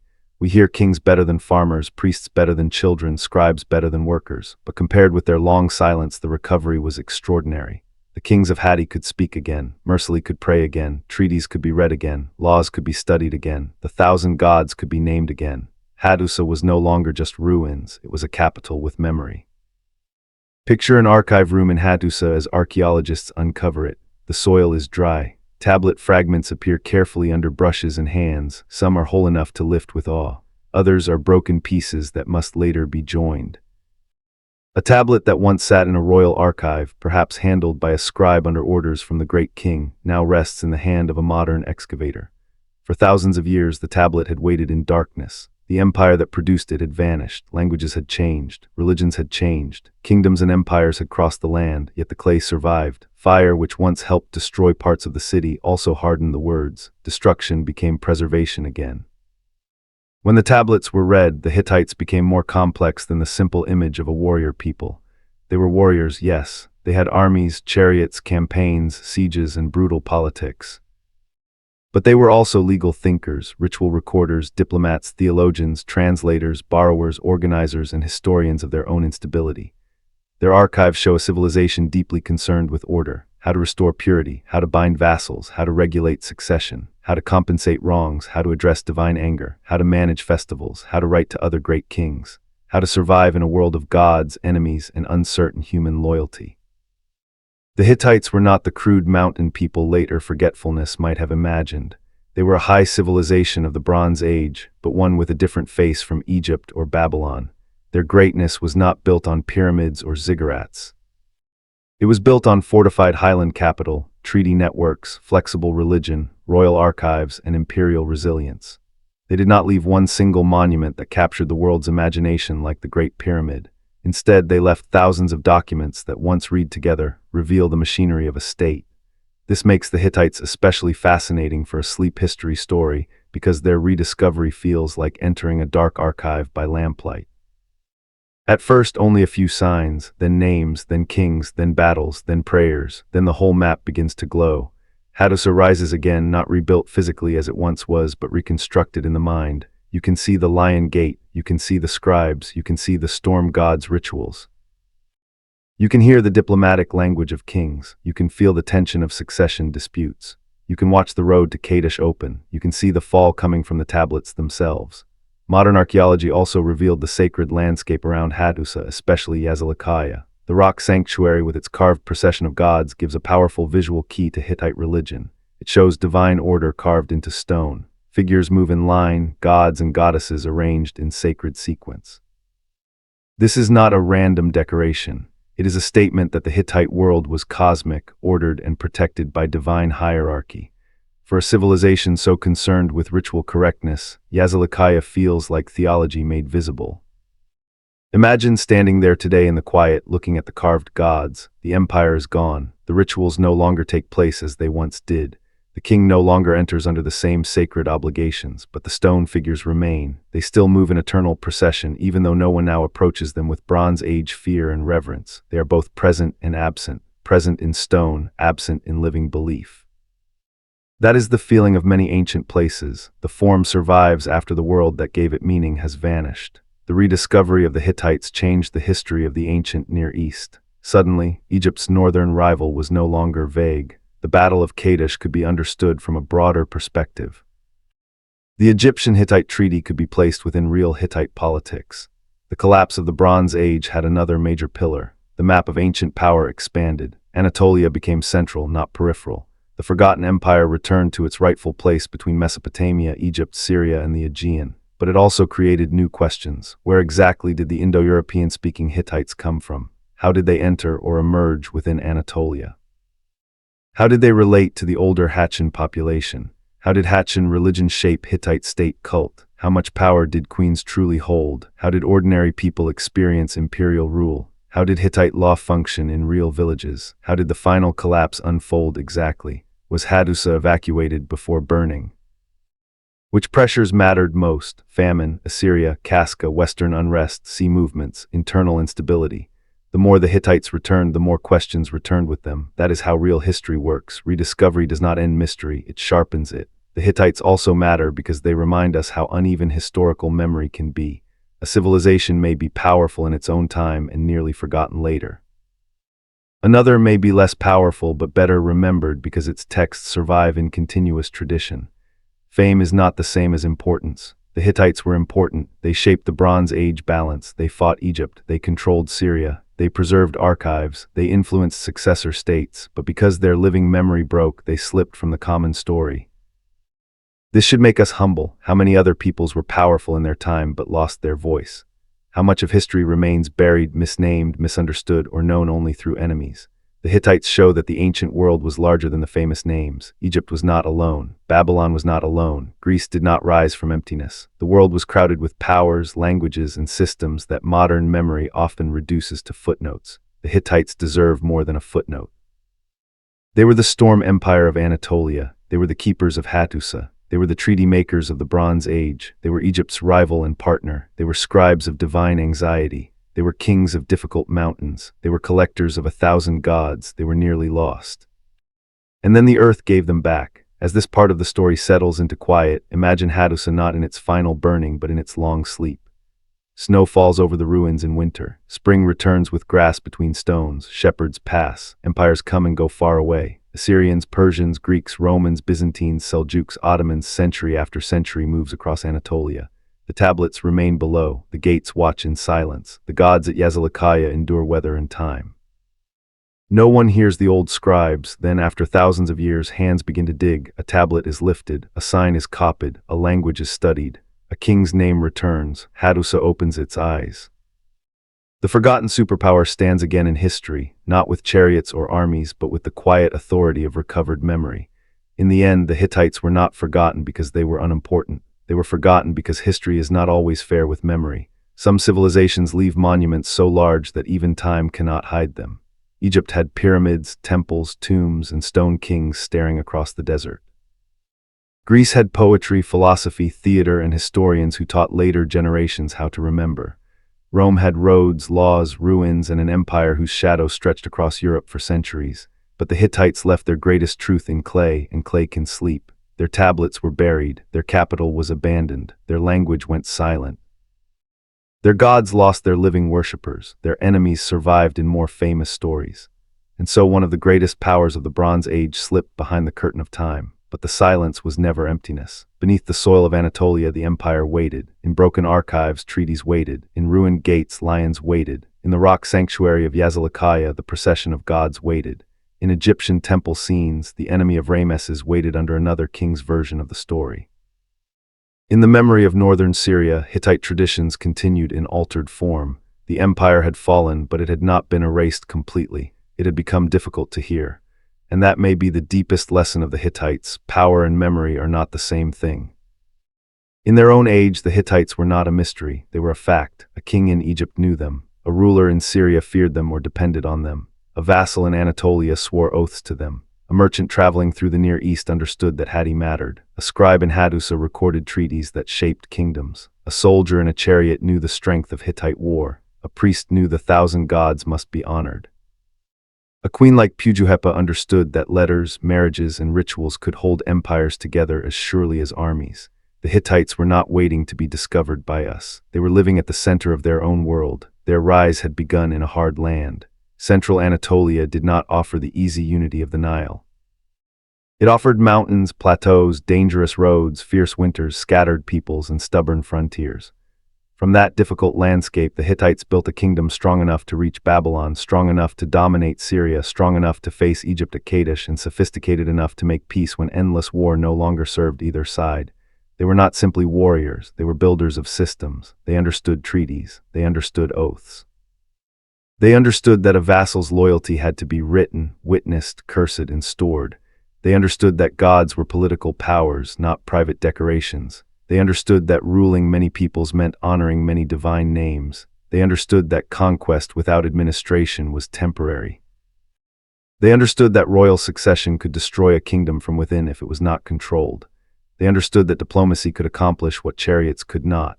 Their empire was made of bronze, stone, clay, blood, law, ritual, and fear. And like all empires, it was also made of burden. Every border demanded attention. The Casca in the north did not vanish because the king had business in Syria. Assyria did not wait politely because Hatti had made peace with Egypt. Western Anatolia did not become simple because Hattusa issued commands. Syrian vassals did not remain loyal out of affection alone. Grain did not fill storerooms just because treaties existed. Horses needed feeding, roads needed guarding, temples needed offerings, workers needed rations, soldiers needed metal. Scribes needed orders, kings needed legitimacy, queens needed influence, gods needed honor. Empire was not a crown placed once on a head, it was 1,000 daily acts of control. For a long time the Hittites managed it. That is what we must respect. Their history was not a straight line upward, but a pattern of collapse and recovery, danger and rebuilding. Early kings rose, expanded, reached Babylon, and then suffered murder and instability. Later kings restored order. Suppiluliuma I turned Hatti into a superpower. Mercilessly II survived plague and rebellion. Muwatalli II held Syria against Ramesses II. Hattusili III turned political insecurity into diplomatic triumph. Pujuhepa helped give Hittite royalty one of its most intelligent and memorable voices. Tudhalia IV carved divine order into sacred stone. Suppiluliuma II fought at the edge of a world coming apart. They were not weak, they were exhausted by history. The fall of Hatti was not the fall of a foolish people. It was the fall of a complex state inside a collapsing international system. If one frontier had failed, perhaps Hatti could have recovered. If one harvest had been poor, perhaps grain could have been found. If one vassal rebelled, perhaps an army could punish him. If one enemy rose, perhaps another treaty could balance him. But the late Bronze Age brought too much together. Food stress, moving peoples, broken roots, Assyrian pressure, Western instability, northern raids, maritime danger, internal strain, and the wider failure of the palace world. Empire that had mastered storms found itself inside a storm too large to command. That is why Hattusa's silence feels so heavy. It was not only a city falling. It was the central voice of a whole political world going quiet. The walls remained, but commands no longer traveled as before. The gates stood, but royal processions no longer entered with the same meaning. The archives survived in fragments, but the scribes were gone. The gods were carved in rock, but the rituals had changed or ceased. A capital is more than buildings. It is the place where people believe the world is being held together. When that belief leaves, stone becomes memory. Yet the Hittites did not completely disappear into nothing. Their successor states carried pieces of them forward. In Carchemish and other Neo-Hittite kingdoms, old symbols, languages, and royal styles survived into the Iron Age. The Hittite imperial center was gone, but its cultural afterlife remained. Later Assyria would conquer many of these states, folding them into a new imperial world, but even conquest could not erase every trace. The past rarely dies cleanly. It changes names, languages, costumes, and rulers, but fragments remain. And when modern archaeology finally opened the earth, those fragments became a revelation. The Hittites returned not as a legend, but as a correction. They corrected the idea that Egypt stood almost alone as the great power of its age. They corrected the idea that Anatolia was a distant edge of civilization. They corrected the idea that the Bronze Age world was simple. They showed a world of diplomacy, multilingual archives, treaty law, royal women, divine politics, chariot warfare, and statecraft at a high level. They showed that the ancient Near East was not a stage with one or two famous actors, but a crowded theater of powers. Their language also changed our understanding of the deep past. Hittite, one of the earliest written Indo-European languages, became a treasure for linguists. In its grammar and vocabulary, scholars found ancient forms that opened windows into the history of language itself. The empire that had been forgotten became essential, not only to political history, but to the story of human speech. Again, the irony is powerful. The Hittites lost their voice for millennia, and when that voice returned, it helped explain the ancestry of many later voices. But perhaps the most human part of their legacy is not linguistic or military. It is emotional. Their texts let us hear ancient anxiety. A king praying during plague, a ruler trying to justify his throne, a treaty threatening curses because loyalty is uncertain, a ritual trying to remove impurity because disaster feels close. A law trying to settle an injury or theft because ordinary life must continue. These texts do not make the Hittites feel distant, they make them feel close. They feared disease, they feared betrayal, they feared divine anger, they feared famine, they feared bad succession, they feared enemies at the border. They feared disorder. In other words, they feared what all complex societies fear, that the center might not hold. And still they built Hattusa. They built walls that followed the highland earth. They built gates guarded by lions and sphinxes. They built archives full of memory. They built a diplomatic system strong enough to speak with Egypt as equal. They built treaties whose logic still feels recognizable today. They built a religious world large enough to contain the gods of many peoples. They built a state from a hard land and made that state matter from Anatolia to Syria. The Hittites also remind us that peace is sometimes one of civilization's greatest achievements. The treaty between Hatti and Egypt was not a sentimental dream. It was practical. It came after war, rivalry, near disaster, and political calculation. But that does not make it less impressive. Two great powers, both proud, both armed, both convinced of their own dignity, chose to write peace instead of continuing endless war. They called gods as witnesses. They exchanged terms. They recognized each other. They later sealed the relationship with royal marriage. In a violent age, that mattered. The treaty did not save the Bronze Age from collapse, but for a time, it saved two empires from wasting themselves against each other. There is a strange sadness in that. The Hittites and Egyptians were wise enough to make peace with one another, but not powerful enough to save the entire world around them. A treaty can stop one war. It cannot stop drought. It cannot stop every migration. It cannot stop Assyria's rise. It cannot stop every vassal's fear. It cannot stop trade routes from breaking if the wider system falls. It cannot stop time. Human beings can solve one problem beautifully while other problems gather beyond their view. That is not failure. That is history. As the Hittite story reaches its final quiet, let us return to Hattusa one last time, not at the height of empire, not during the final fire. Not during modern excavation, but in imagination at twilight when all times seem to overlap. The walls stand against the Anatolian sky. The lion gate watches the road. The sphinx gate faces the wind. The highland air cools quickly as the sun drops behind the hills. In the city, lamps glow in palace rooms. A scribe finishes a tablet and sets it aside. A priest prepares an offering for the storm god. A messenger from Syria waits in nervous silence. A queen reads or hears a diplomatic letter. A prince wonders about succession. Soldiers inspect chariot equipment. Workers carry grain. Somewhere a child hears thunder and is told that the storm god is passing over the land. No one in that city knows they will one day be forgotten. No one knows that their language will sleep underground. No one knows that Egypt's version of Kadesh will become more famous than theirs. No one knows that Hattusa will become ruins walked by strangers. No one knows that scholars thousands of years later will piece their world back together from broken clay.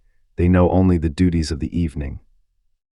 The offerings must be made, the gates must be guarded, the king must be obeyed, the tablets must be stored, the gods must be remembered. Outside the city the land is darkening. Roads lead north toward Casca Danger, south toward Syria, east toward rising powers, west toward restless lands. Hatti stands at the center of a difficult world, strong but never safe. The storm clouds gather as they always have. For now the empire still breathes, and then in the long movement of time the lamps go out. The gates remain, the tablets sleep. The gods in stone keep walking. The storm passes over empty walls, centuries turn, empires rise and fall. The Hittites become a name without a clear face, then a ruin, then a question, then a discovery, then a civilization restored to memory. And that is where their story leaves us, not with total loss, but with return. The Hittites teach that history can forget greatness, but forgetting is not always final. The earth keeps archives of its own. A city can fall silent and still speak later. A tablet can sleep for 3,000 years and still carry a king's fear. A broken gate can wait until someone asks who built it. A forgotten empire can rise again, not to rule, but to be understood. So tonight, as the story fades, picture the highlands of Anatolia under a sky full of stars. Hattusa lies quiet. The wind moves through the ruins. Somewhere beneath the ground, clay tablets hold the words of kings, queens, scribes, priests, and treaties. At Yazilikaya, the carved gods continue their endless procession through stone. Far away, the Nile flows past the temples of Egypt. Far to the south, Kadesh sleeps beside the Orontes. The chariots are gone, the royal brothers are dust. The 1,000 gods no longer receive offerings as they once did, but the memory has returned. The forgotten empire is forgotten no more.